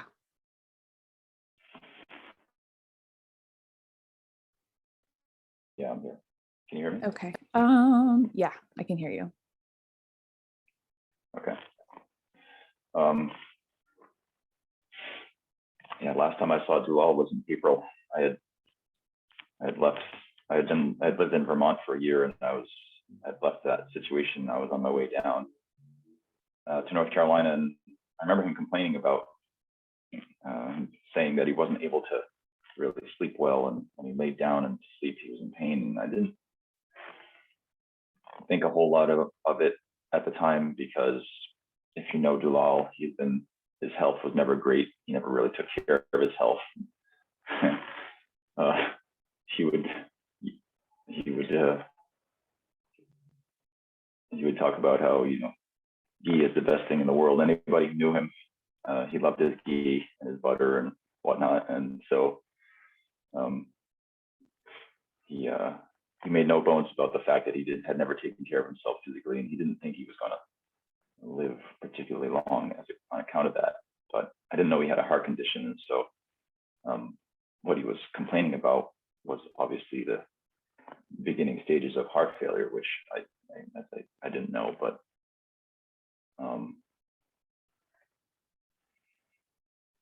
little did I know, as we don't, I didn't know that was going to be the last time I've seen him. But I guess if we were to sum him up, which is not really fair to do, but his enthusiasm for the Shastra in whatever form, whether it's hearing it, reading it, or just the philosophy in general, like as Garuda said, and as many people have said, he was ready at any time to talk about the philosophy. I remember going into his office on many occasions and just start rapping about a point, and he would just get animated about it, as he would in his classes. For those of you who have sat in his classes, you know what that was like. He would just, as soon as he got going, he would just, by the time his volume level would get louder and louder and louder. By the end, sometimes he could be really quite forceful, and that just showed me how much feeling he had for the topic, whatever it was, whether it was the Sandarbhas or Madhurya Kadambini or Gita, whatever it was. I did get to hear some of his classes in the Winston days. And of course, as Kishore mentioned, and others have also mentioned, that he was very generous with giving the Shastra to people, whoever wanted it. He would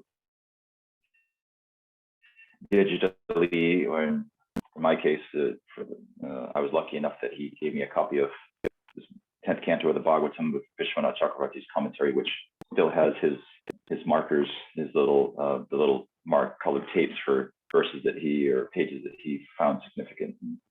It's one of my treasured possessions in the world. Besides my japa mala, there's very few things that I feel like I would, in a island scenario, that I would want with me, and that's one of them. And it kind of brings home the point that everything of value I have in the world has been a gift from devotees. Things that I've worked for myself, whatever, fine. But the things that I value the most have given gifts from the devotees, whether it's from Guru Maharaj or from other devotees. That just shows you the generous nature of devotees, and Dulal was definitely a very generous man. And yeah, he could be a little what's the word? He could be a little harsh sometimes, I guess you could say. But I think that comes out of not just his personality, but the degree of his willingness to serve. Like at Saragra, he could lean on people and shout whatnot, but that was because he wanted to get things done for Guru Maharaj. He wanted to see that the service was done well. He had high standards, as we like with his bookkeeping was to the penny, without fault, to the penny. So everything he wanted was like that. All of the service was like, as Bhakti Rasa pointed out, he wanted the best sound equipment so that the devotees could take advantage of the katha that was down through the devotees' mouths. Bhakti Rasa would cook these amazing feasts, cooked in ghee, so that the devotees could have this amazing prasad for these festivals and go away with just a total experience of what the festivals were, just from the katha to the kirtan to the deities to these feasts that were just like, he'd go away just going, wow, I want more of that, even though my veins can't tolerate it. And so he was like Krishna and Bhakti Lata said, he lived it. in every aspect of his life. You know, like when I first met him, of course, shortly after I met him, he became my father-in-law, and I learned of his daily schedule, and he maintained that without fail, like getting up in the middle of the night to do his sadhana. And it meant that the rest of us who were not asleep at the time he was a light sleeper, and so we had to close the doors very gently, and otherwise he'd be pretty upset with us. But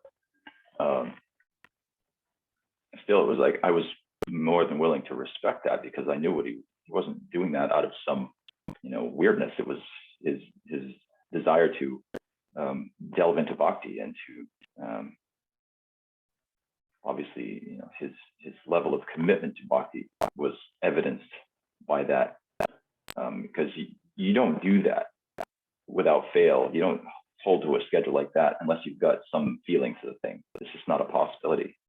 You know, I mean, having lived in the ashram and done that kind of thing for a number of years, I know what it takes. And it's like, for him to do that for as long as I've known him, probably for many years before I met him, that takes some genuine standing in the realm of bhakti to be able to do that. And it came out. It came out whenever he spoke about it, and his enthusiasm, and also his erudition. He studied the Shastra very deeply, and he listened to the classes, and he liked to dig the minute points of philosophy.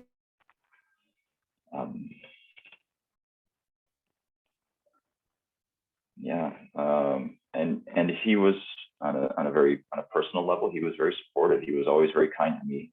You know, he and Bhakti Ras welcomed me into their family, and when that situation changed, when Shamsaki and I ended up not staying together, that nothing changed as far as my relationship with them. It's like I was still, you know, still welcome, and we were still all doing our service to Sri Guru together. And he was always very gracious, always very kind and generous. And you know, I probably took him for granted sometimes, because it was just like he's always there in the office. You know, he's always there. And so, you know, it's a reminder that you know, and I'm only 51, and I contemplate leaving my body often, because I know that philosophically speaking, it can come any day for any of us. You know, even someone as young as a Radhana. You know, it's like any of us. Not saying that it should happen, but just contemplating that reality, that if you see it coming, you know, in someone like Dulal's case, well, fine, yeah, you know it's coming, and coming sooner than you think, probably. And that's the kind of thought that I keep in my mind. And it's coming for all of us sooner than we would expect. And so that kind of gives me some impetus to really focus on what's important in life and try not to get so distracted.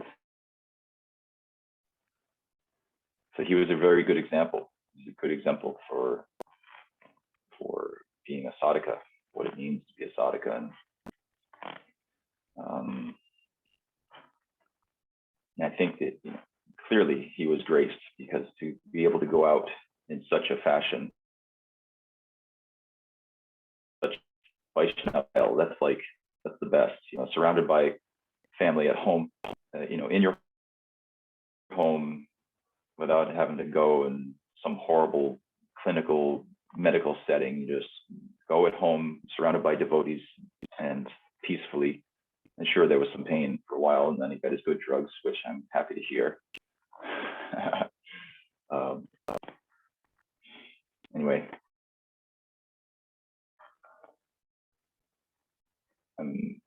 I'm a bit sad that I won't get to see him again. That, you know, that like I said, that the last time was in last April, that I didn't get back to North Carolina past, but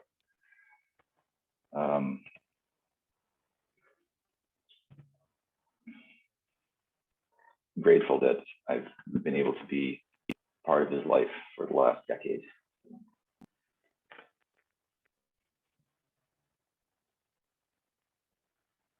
Okay. That's it. I'm good. Okay. Thank you for sharing. So Nam Chintamani asked to share.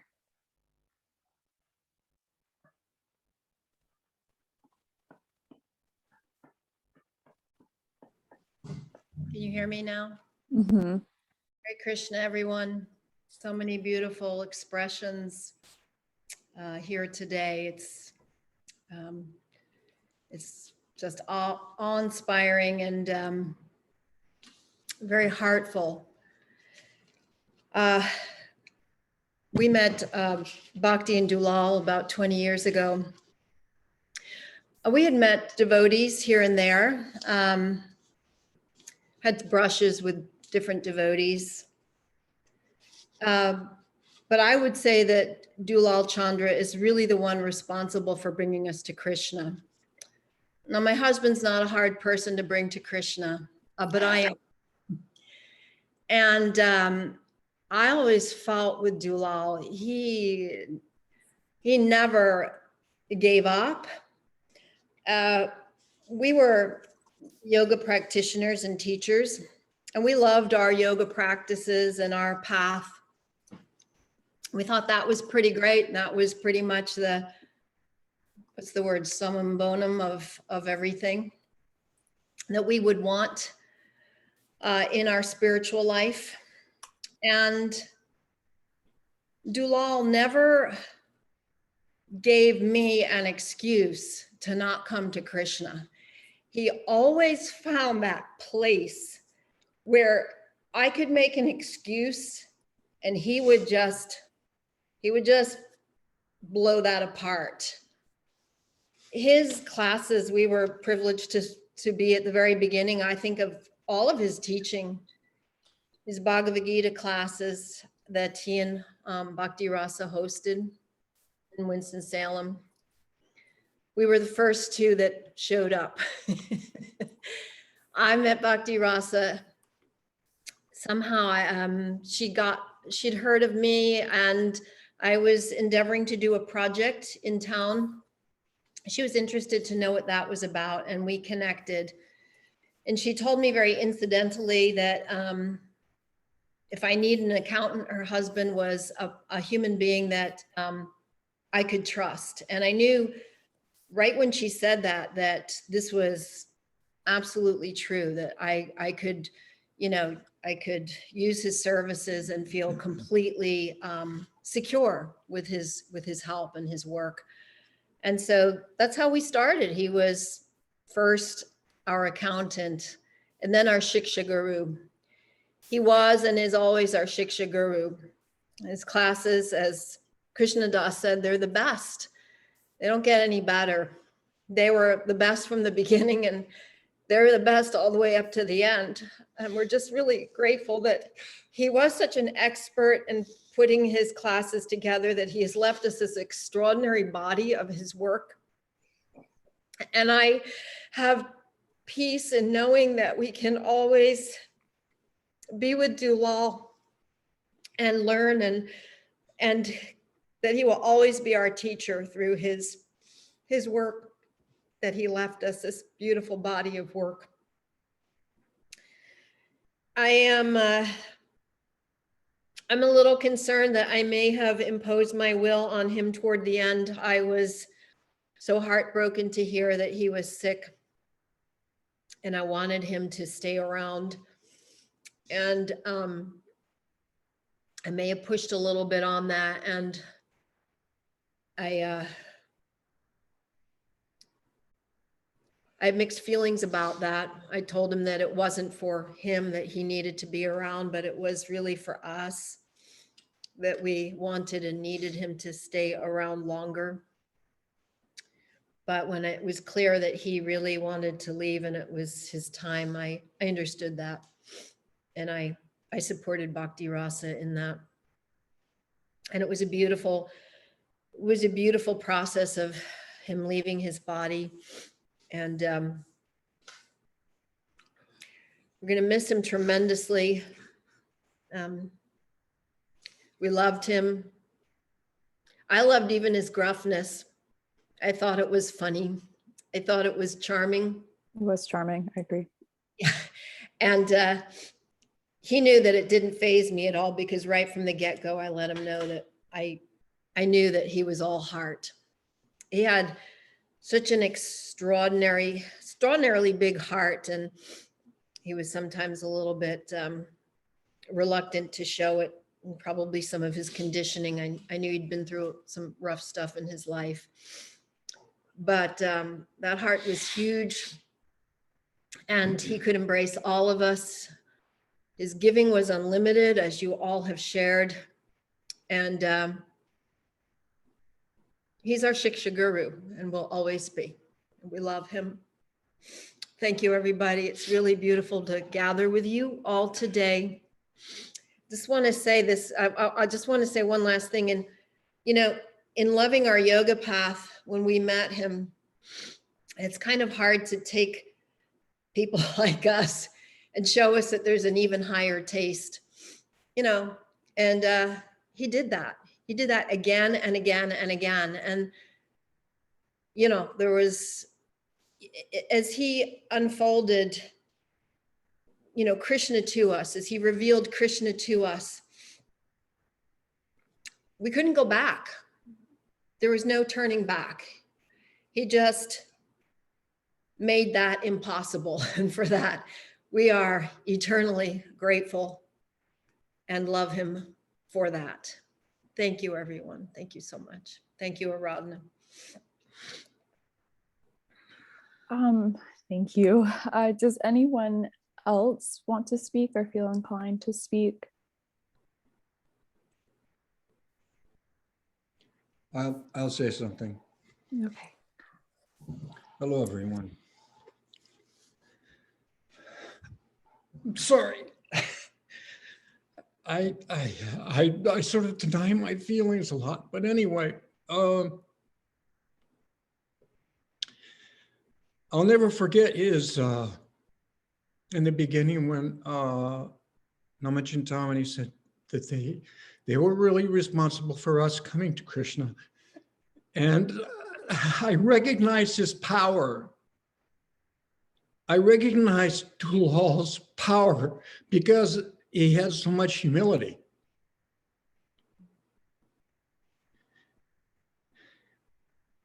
I'm sorry, I've just never been great at speaking. I'm better at mime and dance. And that's questionable too. But I think when I think of him, I think of that he's the most wonderful example of, I only want your costless devotional service, birth after birth. I'm sorry, everybody. Thank you for all your wonderful comments and who you are. Thank you, Hare Krishna. I'm sorry. No, that's totally fine. Thank you so much for sharing. Yeah, it's a hard time.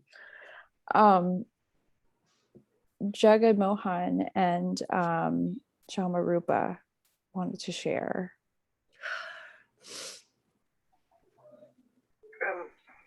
Can you hear me, Radhana? Mm-hmm. Okay. Jagat Mohan and I felt really honored to be able to be there at the end with Dulal. And it's something that the group of us that were there that night, we shared something very special. And I grew up Catholic, and growing up Catholic, when somebody left their body, it was always a very different experience. And I don't want to say that death is magical, but the night that we all shared together there felt really magical, like a Vaishnav was really being honored and loved and sent out with a lot of respect. And Jagat Mohan and I wouldn't be devotees probably without Bhakti Rasa and Dulal. We were also ones that went to Winston-Salem to the Bhagavad Gita classes, and were at the very beginning of when they were first announcing that they had found their ashram in Rutherford in the property. And every time that we showed up, Dulal was just so happy like he is to see all the devotees coming out and loving and honoring Krishna. And yeah, he just means so much to us, and definitely a Shita guru, and nobody lectures like Dulal. And we were just grateful to be a part of those classes then, and grateful for the classes that he did at the end that we were able to be there at. And okay. And so I thank Bhakti Rasa for allowing us to be there and to experience the final days with him. Because of COVID and because of my health issues, I hadn't been around very much at the end. And it was just really a blessing to be able to get his last classes and be there. And I'm just really grateful for Dulal and his giant heart and all of the nectar that he shared with our Sangha. So thank you everybody for being here today to honor him, and thank you for letting me speak. Did you say that Jaga Mohan was going to say something, or is that? Sorry, I misunderstood. It's just me. Okay. Okay. So I'm getting more things from devotees. Devahuti? Yes, can you hear me? Yeah. Oh, hey. Sorry. I just haven't heard from you in a while. Yeah, I didn't plan on speaking, but as everyone was talking, different memories came to my mind, and I just wanted to share a few things. And because I think they had the ashram in Ananda ashram for 7 years, and I came the last 4 years. And so, I got to know Dulal a little bit, but I wanted to say that originally I met Dulal. I was living in Baltimore, and I got connected to Tripurari Swami through Archon and Karnam. And then so when I heard that Dulal and Bhakti were hosting Tripurari Swami at their home in Winston-Salem, a friend and I would drive down to, 2 or 3 nights, they would have a class. And so that's when I really got introduced to Dulal. And I remember even at that time noticing how he became animated. But in general, what I found in him was he was grave, sober, and humble. But that when I would see he would serve prasadam, he would just light up serving out prasadam. So that was in Winston-Salem. And then years later, I moved down. Oh, and just the fact that both times in Winston-Salem, they had a beautiful home, big, beautiful home. And just feeling so welcomed, and the warmth in that home, and how they both, that facility, that was like what they emanated, was they just wanted to help people in spiritual life. So that even manifested to a greater degree by them moving to Ananda Ashram and opening their home there, which is so mind-blowing. Because let's all face it, let's think about it. Like, if you decide tomorrow to open up your home and have 10 people move in, it's a really huge affair. And they did that, even though it was so difficult. They both were so, the sacrifice, I think that's the word that devotees have been saying. But it just was an incredible experience, and it really has been the highlight of my Krishna consciousness. And what I got from that was witnessing them and what it means to become a giver. But I want to say about Dulal that he didn't really like attention. This is my personal observation. And so every year when, it was his birthday, Bhakti would make him his favorite meal, and we'd all have lunch downstairs. And but somehow, I think it was the last year of the ashram, I just got inspired. I wanted to throw him a little party, but I was nervous because I just know he's very, he's a behind the scenes kind of person. He didn't like attention. So, but somehow I went ahead and did it.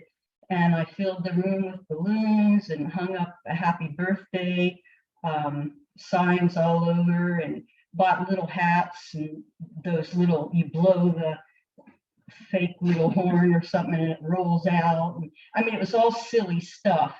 And I didn't know how it could have gone either way. I mean, I just didn't know how he was going to take it. And it was a surprise. Like he was just walking down the stairs, and then we were all around the corner, and then he came down. I mean, I'll never forget it. And he turned the corner, and it was just that defining moment. Is he going to freak out and run back upstairs? Or but he just got this huge grin on his face, and he just, I don't know, his heart, was open, and he just, it was just such a beautiful experience. And I gave him a silly birthday card, like, one with like the fire truck coming because there were so many candles on the cake, and it was just so wonderful to see him laugh. And but yeah, so that's like some of the good times.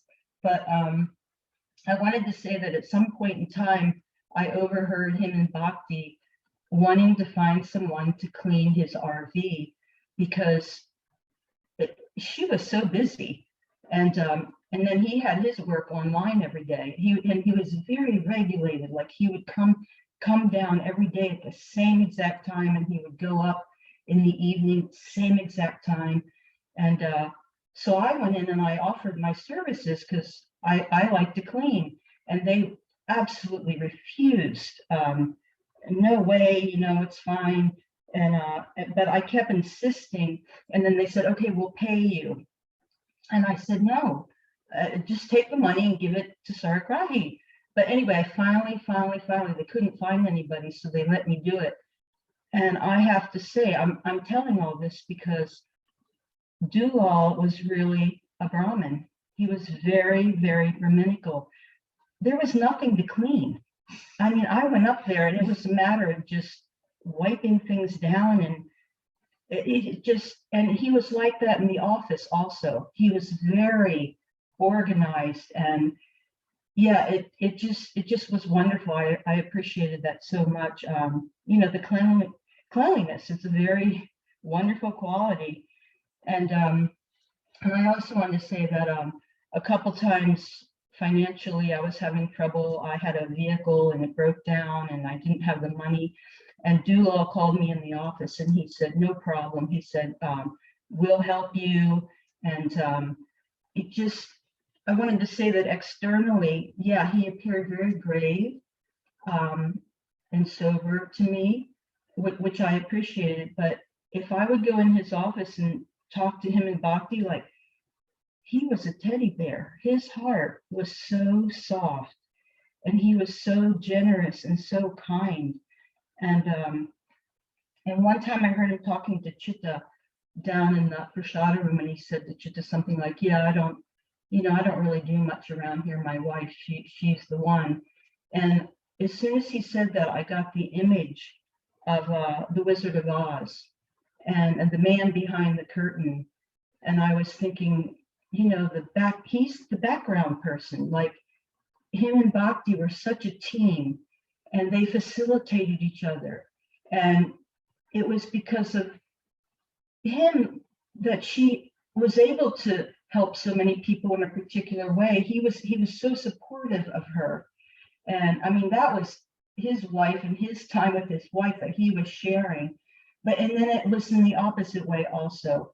And that loving exchange that I saw with them, that was very important to me because I grew up in a dysfunctional setting and I didn't really see too many Krishna conscious examples of supportive love. And yeah, when I left there, I actually really, really cried a lot. And it had to do with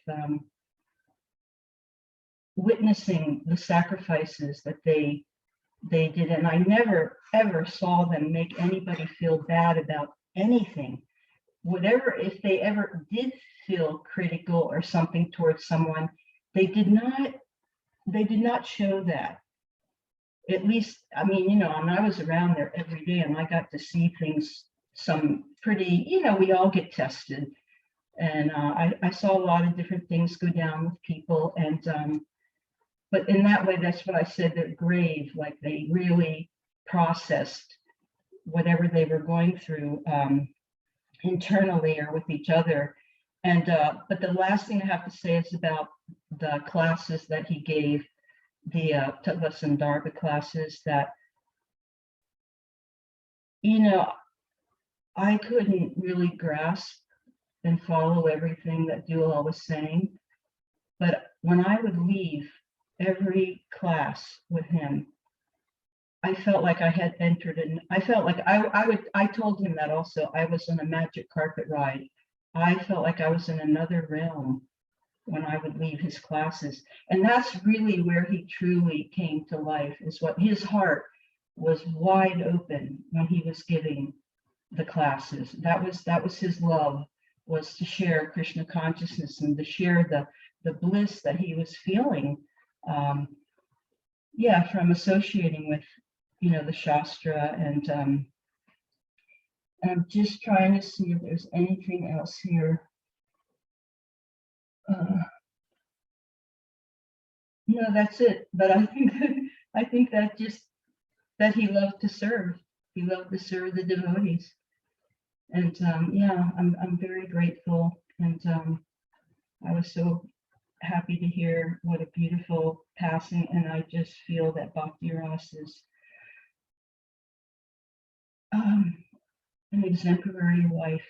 She was so caring and supportive, and he in turn with her. But yeah, I thank both of them for that, for all of it. It really has enhanced my spiritual life. It was exactly what I needed, and I have a lot of faith now because of that. So thank you. Thank you so much, Devahuti. Just as like a little side note, something I remember, because I would spend a good chunk of time at Taragrahi. Yeah, I feel like I spent a lot of time there. Devahuti, when she would go and clean the RV, she had so much like reverence for that service because she had so much respect for Dulal and Bhakti Rasa. And she just saw it as like such an honor that she was able to do that service. And I would just see her before she went up there, before she would come back. And it was just really, really endearing to see that. Okay, and Lisa wants to speak next.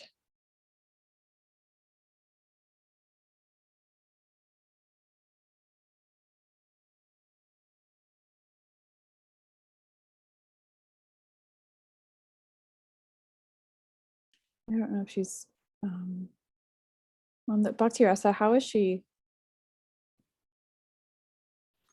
I don't see her on here. She messaged me from Facebook and I said that she has to be on Zoom, and she said that she was, but I don't see her on there. I don't see her. Maybe we can give her a few more minutes. Yeah, Indra?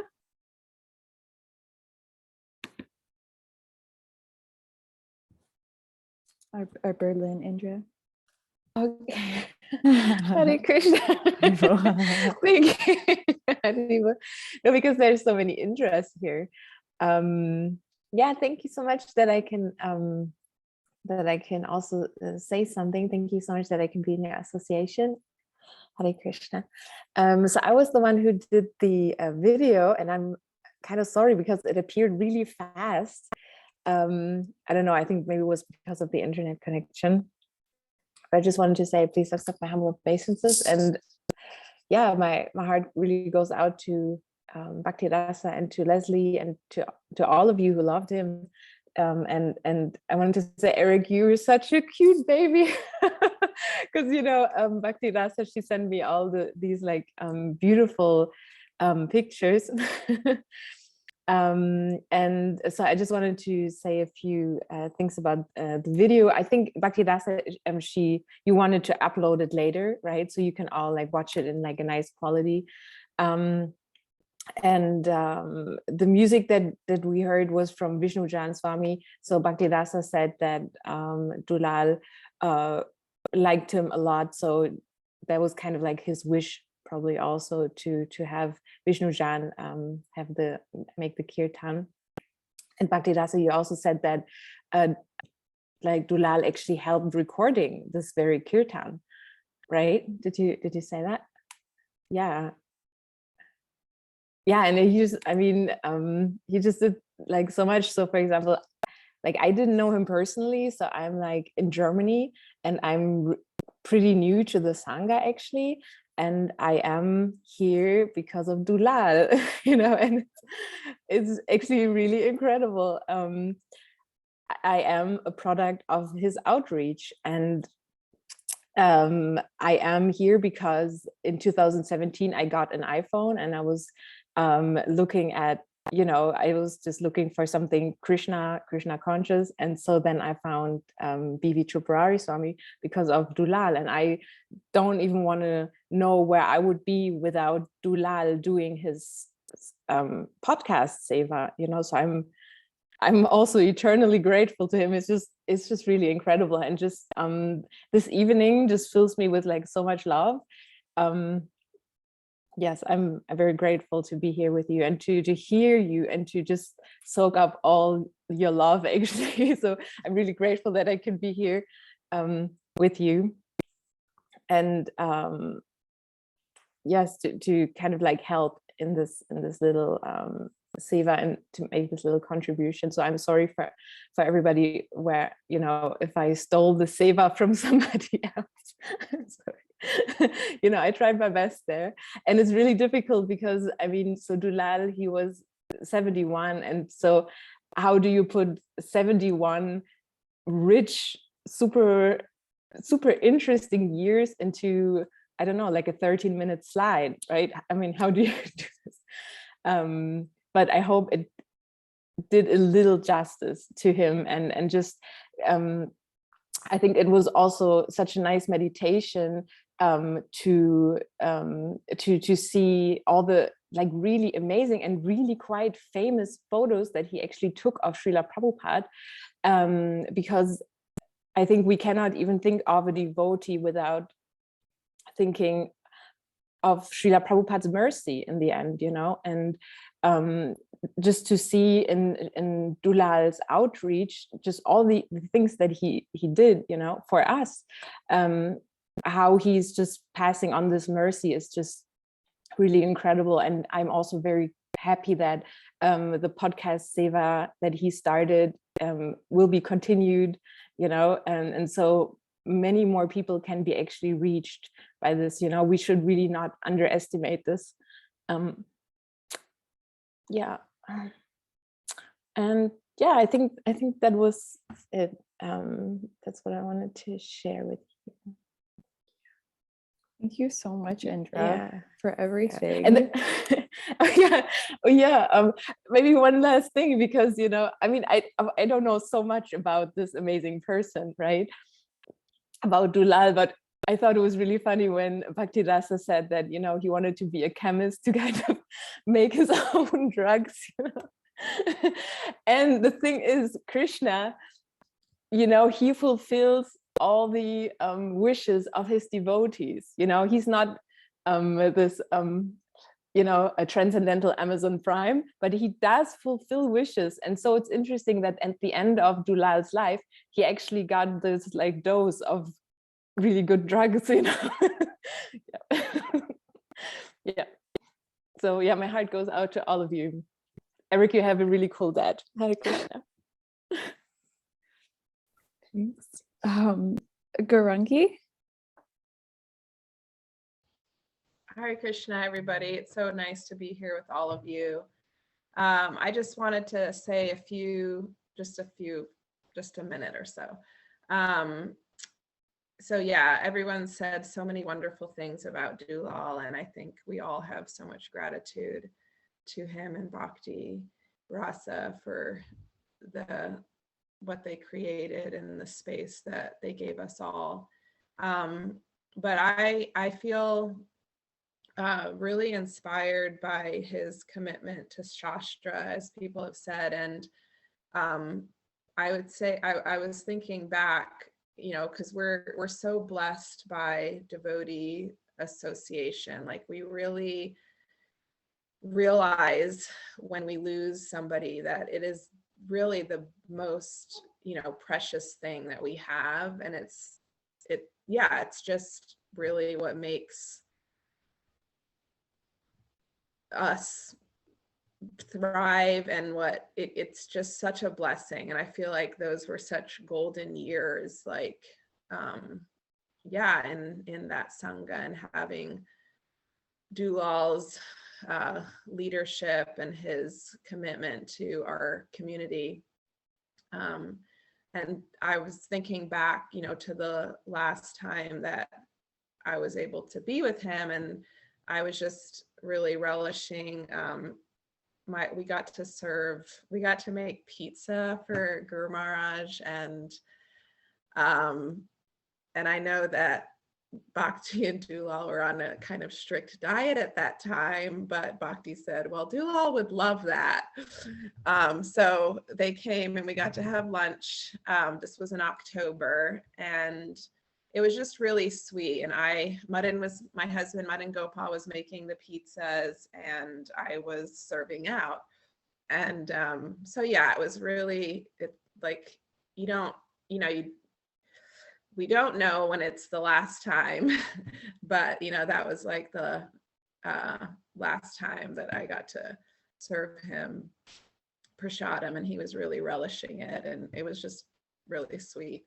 And then the other thing that I keep thinking about is kind of like, if you would say like instruction, but like the last instruction kind of that I heard from him. I was in our kitchen and I was washing dishes, and Amal Sham was there, and I think Gopal Nandini as well, but like a few of us were there, and we were talking about reading Srimad Bhagavatam, because Guru Maharaj was giving these amazing lectures on the 10th canto. And yeah, it was just like, we really have to do this. Like, we have to read this book. Like, it was that urge, like, it just was really inspiring. And I think Amal Sham, Dulal kind of was walking through, and Amal Sham, I think, asked him a question about, I think if I remember correctly, it was something about, should we just like go to the 10th, like, should we just read the 10th canto at this point? Like, you know, like, if we don't have that much time to read. And Dulal said, and we all listened, and it was really powerful. And he said, no, you should start from the beginning and you should systematically read it. And he said, he looked at all of us and he was like, you all are, you know, young enough, you have time, you can do this. And he was like, if you do it systematically, like, what, it'll take you maybe 2 years to read the whole thing. And then, you know, you do it again, and then you do it again. And then after you've done it like maybe 2 or 3 times, then you can just read the 10th canto. So, you know, that was, yeah, and he was just really encouraging us, like, you just have to make it like part of your sadhana and part of your practice, and make it, you know, make it a priority, he was saying. And anyway, it was I pray to him to have that strength and that nishta that he had. He had such steadiness with his practice and making it a priority. And it was very, very, very inspiring to see. And from that, he was able to give so much with his lectures. And I do feel like we're so blessed with the wealth of what was recorded and what was left, you know, for us to go back to. And my friend Atula, I'll end with saying, my friend Atula Saki, she's not on here. I was hoping she was going to be able to get on, but they were living in Zaragrahi, her and her husband Amal Sham, for I think about 2 years. And you know, they had already been initiated by Guru Maharaj, but yeah, I think they were just like in a little bit of a rough spot, like spiritually, and they happened to go to the ashram at a time when Dulal was giving class. He had started the Sandarbhas, and I think somehow, the way I've been told, like some Bhakti Rasa was like, oh, just come on in, why don't you stay, you know, we're having this class. Anyway, they stayed, and they both left like, wow, that was amazing. And so they did that. It was 3 days a week where he was doing these Sandarbha classes. And she tells everybody, like, I've heard her say it, you know, many times, just like sharing her story, but she says that, you know, Dulal made her a devotee. You know, she was born a devotee into a devotee family, and you know, yeah, she, like I said, she'd already taken initiation, but she said he, you know, he made her a devotee, and she said he just gave her such a strong foundation in the Jiva Goswami's Sandarbhas that, you know, she felt like she understood really what she was in, you know, so that's just a little something from her that I've heard. And yes, we can all still take advantage of his example and his love for Shastra with the lectures that he's given us. So thank you so much. Hare Krishna. If maybe one or two devotees want to speak, I feel like there's probably some time for that. Anyone? Yeah. What do you think, Bhakti Rasa, with the time? Eric is raising his hand. Yeah, Okay. may I? Yeah. So I'll start. I'll be brief. I'm glad that your connection's better. I'm excited because we couldn't hear yeah, you that well before. It was like going through like some speakers or something, but everything's fine. It sounds better now. Yeah, good. So about 20 years ago, we were visiting Bhakti and Dulal in Sandy Ridge, and you know, everybody says that Dulal and I look alike a lot, maybe more so back then than now. But so we're hanging out for the weekend, and like we get up for breakfast one morning, and my lovely wife Beth comes out to the kitchen and walks up behind me and slaps me on the butt. But it's not me, it's Dulal.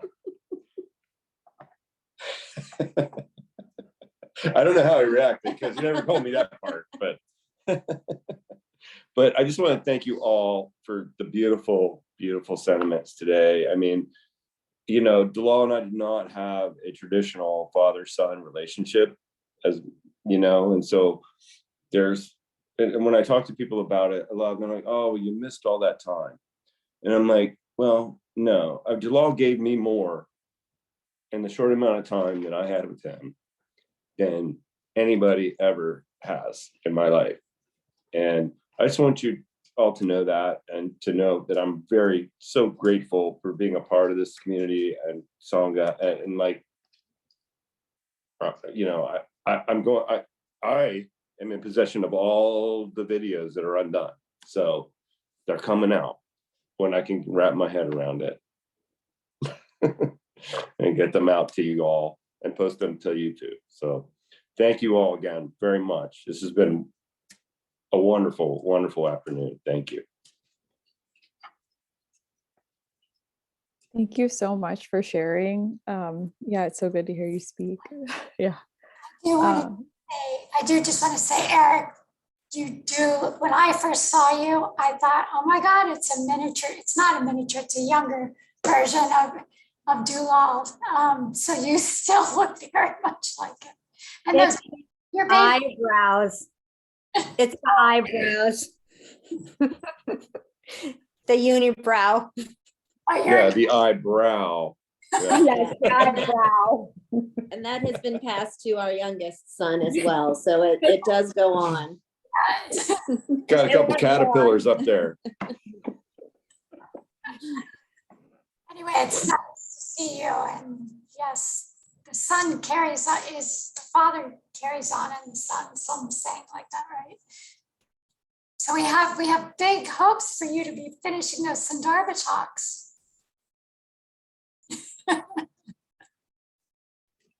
Yeah, I'm still having a little bit of a hard time hearing his voice. So, but I'm getting there.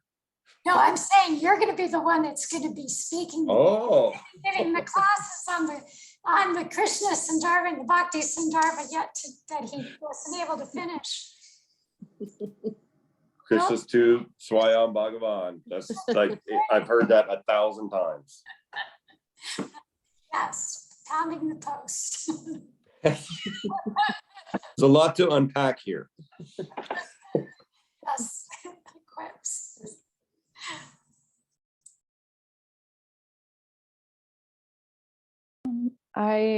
Delphina, who some of you may have met. It's Nam Chintamani's daughter. Do you want to share this, Delphina? I don't know if you're in like a position. You just sent it to me. I don't know if you can like speak. Oh yeah, hi. Hey, I haven't gotten to hear from you in a while. Really such a beautiful, joyful thing to just like see all of your faces again and hear your voices, and it just brings me so much. Well, let me turn on my video.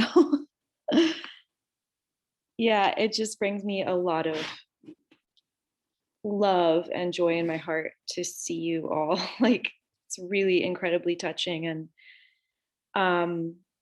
thanks to Dulal for that. I just texted a little story it was just something that like I'll never forget, that it really just shows and exemplifies how far reaching Dulal was as a human, and how far reaching his teachings were. Basically, like I was down from New York with my ex-boyfriend. This was about 10 years ago. And I was like, let's go to this Bhagavad Gita class. I think you'll enjoy it. And there's like this delicious food and prasadam. And so he was really interested in this lecture. And then he spoke with Dulal afterwards about vegetarianism. And because I had sort of like nudged him a little bit at the time to, like it's the way to go. You should really think about making that transition. And now that I'm older, I probably wouldn't have ended up with someone who's eating meat, but at the time I was. And so he had this really beautiful conversation with Dulal, and Dulal was like, it was really beautiful to see the way he was guiding, a young person, and guiding someone to, not by lecturing or saying like, you're a better person if you do this or that. He was just, again, like the way you've all been sort of sharing how he teaches and how he's been able to so beautifully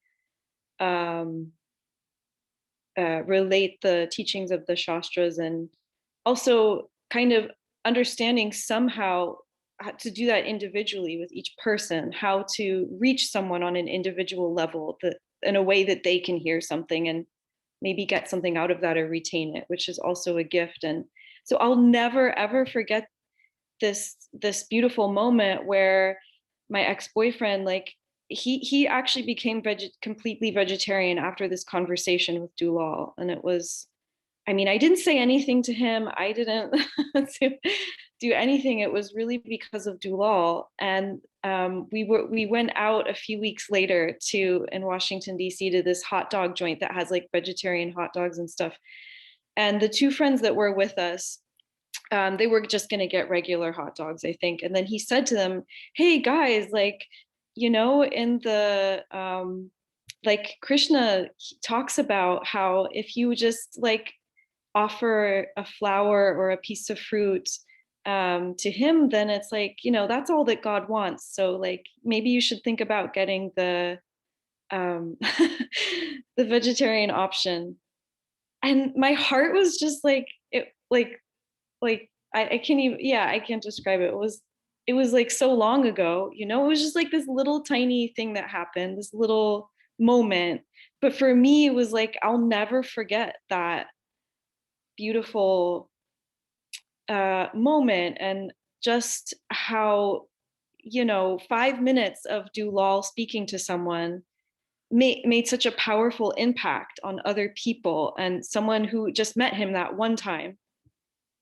So I just thought that was maybe a special thing to share, you know, that even for somebody not like yourselves who are so deeply connected with Dulal, but just someone who spoke with him for 5 minutes, and look at that beautiful impact that Dulal had on other, you know, on the lives of other people. So much love and pranams to all of you. And yeah, I have so much love in my heart for Dulal also. And I sort of regret, like, when I moved to Europe, I, you know, went on with my life, but I never forgot Dulal. Like, I always will be so grateful for bringing me to Bhagavad Gita and Bhakti. And, you know, it took me, I think, a rockier process to sort of become immersed in that path. And but he was also my starting point. He was, you know, also the reason that I was introduced to this path and to any of these teachings, was only because of Bhakti Rasa and him. So you will always and forever be in my heart forever. So much love. Thank you for sharing. I feel like that's probably, I'm reaching my physical stamina point. So I may, are you okay with ending it here, Bhakti Rasa? Yeah, sure. If there's no one else that wants to say anything, sure. It's like I have a moment. I want to thank everybody, you know, for sharing. It's just really beautiful and very satisfying.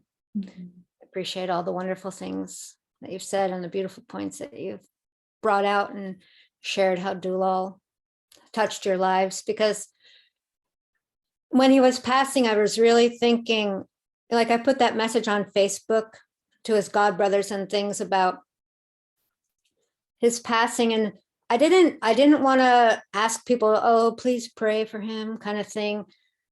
But wasn't inspired to do that, but I was inspired to ask them to think of him in fond ways, in ways that, you know, he positively touched their lives.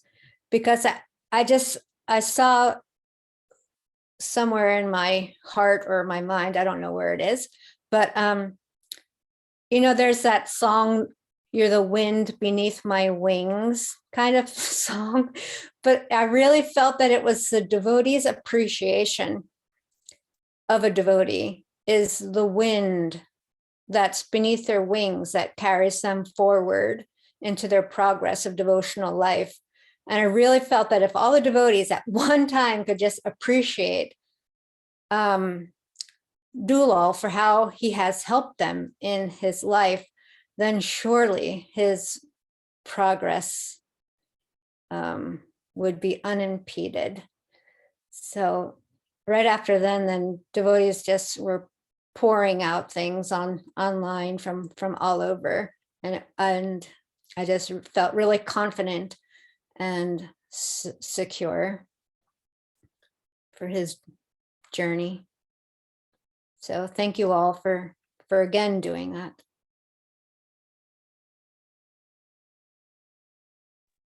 Yeah.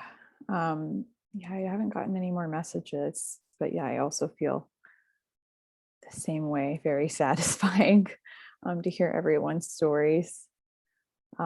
Yeah. So I guess we will end it here. Thank you everyone for coming and sharing, and it's just so good to be, from my point of view, with so many people that I just love so dearly. Yeah, thank you for this. And thanks, Aradhana and Indra. for organizing it, and Indra for your indispensable video. Thank So you. beautiful. Yeah, sure. My pleasure. Thank you that I can do this. Thank you that you trust me with that. Well, I guess I should say thank you to Dulal. And yeah, just I'm being my dad and putting up with all of my shenanigans. And and yeah, I guess when they brought Gurmarj to their house in Winston, then I finally got to listen to him, and it was really nice hearing Swami, who I could actually want to hear what he had to say. So I'm also here now as Shamasaki because of Dulal. Thanks.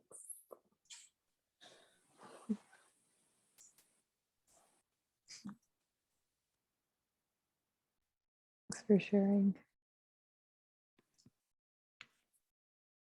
Okay, anything else? I don't know what to do. We know you're finished. I'm emotionally wanting to stay, but I'm physically struggling. What if you just play that video again, and then at the end, sign out? Play the video again? If it's not too hard to yeah, I can do that. Get it going. Yeah, sure. And then we'll Okay. Again, then we can all. Yeah, cry again. Yes, it's a nice sandwich. Let me find it. And if you don't want to watch it, you can just tune out. I had it open. If it's too hard, just forget it. No, I got it. I found it. Okay. Screen share and audio or sound. Mm-hmm.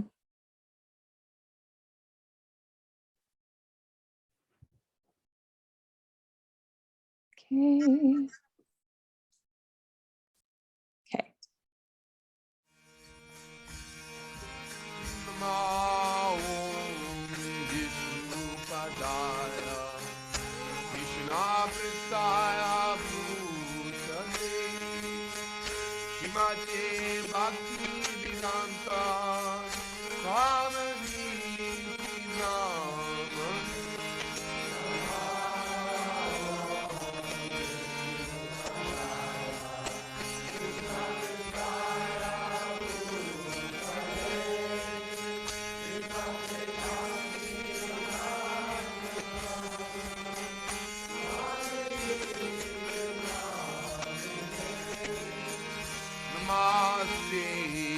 Saraswati Devam Gauravani Pracharine Devi Shesha Sunyabari Vasyatya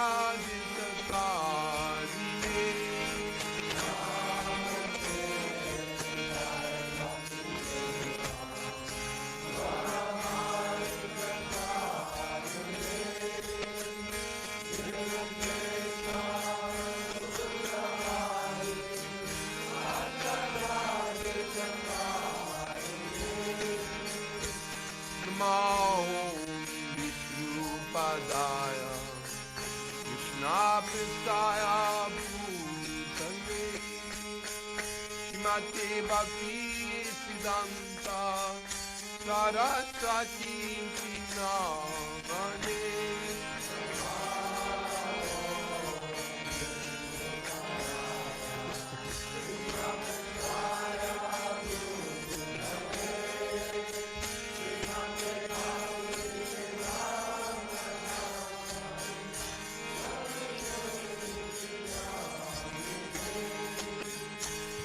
Bhaja Shri Krishna Chaitanya Prabhu Nityananda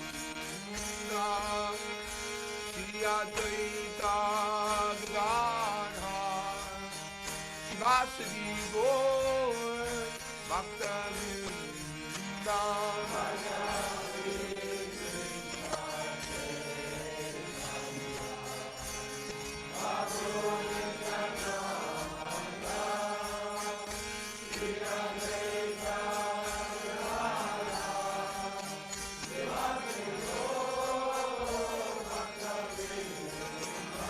Raja Shri Krishna Chaitanya Prabhu Nityananda Shri Advaita Gadadhar Shivasadi Gaur Bhakta Vrinda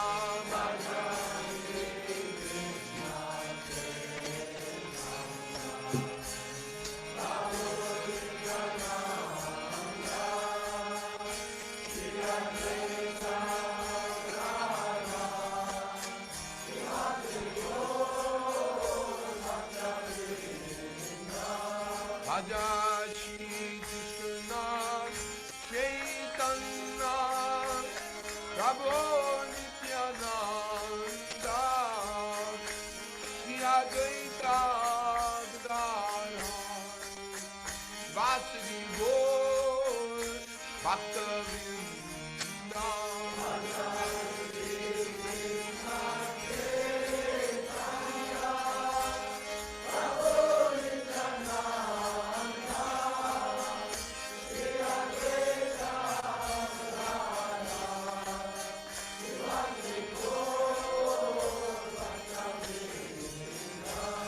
Raja Shri Krishna Chaitanya Prabhu Nityananda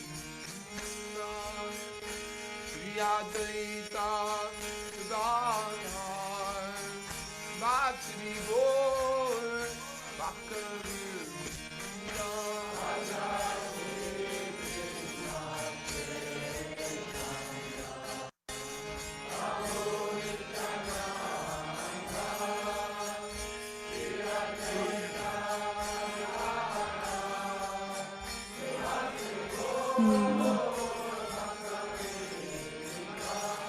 Raja Shri Krishna Chaitanya Prabhu Nityananda Shri Advaita Gadadhar Vasudi Gaur Bhakta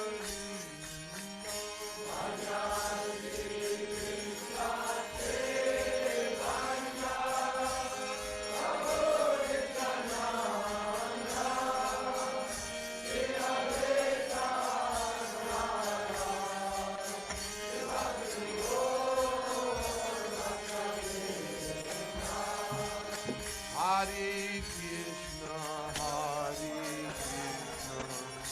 Krishna Krishna, Hare Rama, Hare Rama, Rama Rama, Hare Hare.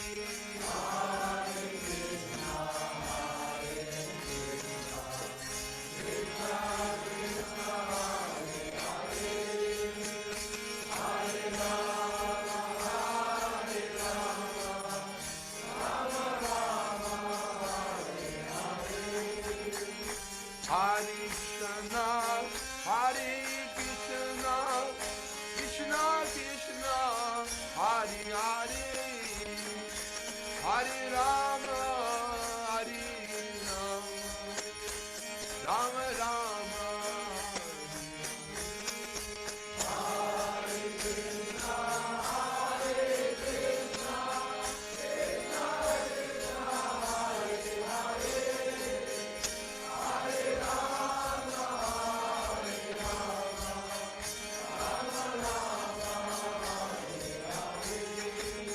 Hare Krishna, Hare Krishna, Krishna Krishna, Hare Hare, Hare Rama, Hare Rama, Rama Rama, Hare Hare.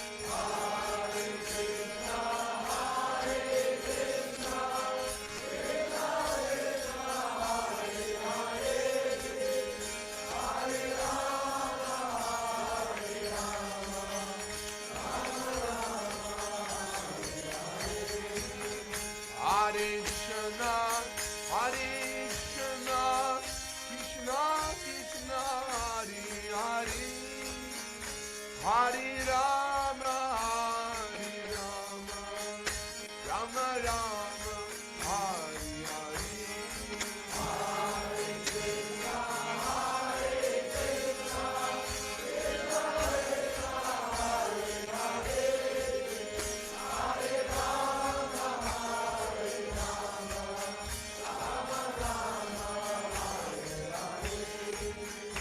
Hare Krishna, Hare Krishna, Krishna Krishna, Hare Hare. Hare Rama, Hare Rama, Rama Rama, Hare Hare.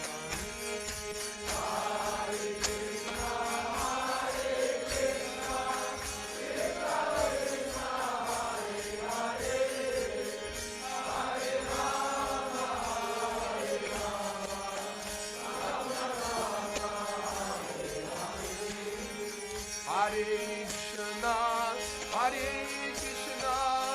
Krishna Krishna, Hare Hare. Hare Rama, Hare Rama, Rama Rama, Hare Hare. Hare Krishna, Hare Krishna, Krishna Krishna, Hare Hare. Hare Rama, Hare Rama, Rama Rama, Hare Hare. Hare Krishna, Hare Krishna, Krishna Krishna, Hare Hare. Hare Rama, Hare Rama, Rama Rama, Hare Hare. Hare Krishna, Hare Krishna, Krishna Krishna, Hare Hare. Hare Rama, Hare Rama, Rama Rama, Hare Hare. Hare Krishna, Hare Krishna, Krishna Krishna, Hare Hare. Hare Rama, Hare Rama, Rama Rama, Hare Krishna, Hare Krishna, Krishna Krishna, Hare Hare. Hare Rama, Hare Rama, Rama Rama, Hare Hare. Hare Krishna, Hare Krishna, Krishna Krishna, Hare Hare. Hare Rama, Hare Rama, Rama Rama, Hare Krishna, Hare Krishna, Krishna Krishna, Hare Hare. Hare Rama, Hare Rama, Rama Rama, Hare Hare. Hare Krishna, Hare Krishna, Krishna Krishna, Hare Hare. Hare Rama, Hare Rama, Rama Rama, Hare Hare. Hare Krishna, Hare Krishna, Krishna Krishna, Hare Hare. Hare Rama, Hare Rama, Rama Rama, Hare Hare. Hare Krishna, Hare Krishna, Krishna Krishna, Hare Hare. Hare Rama, Hare Rama, Rama Rama, Hare Hare.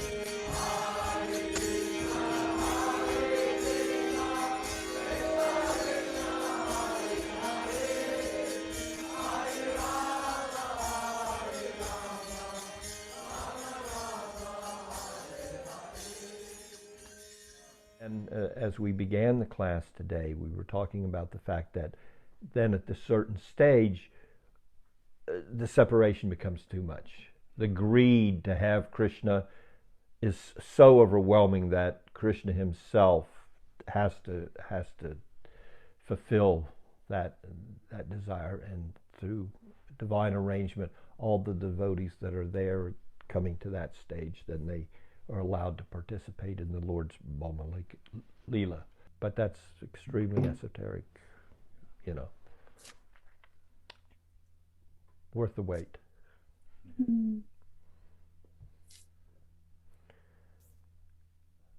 Okay, well, I hope that will get us started, the Uddhava Gita. I thank you so much for your kind association. Vanchakapatubhischa, Kripasinvacha, Patitanam Bhavnebhyo Vaishnavijitamo Namaha.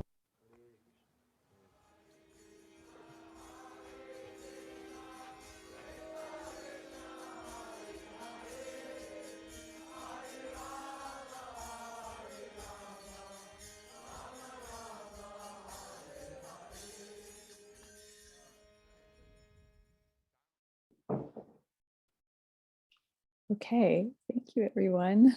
Aribo.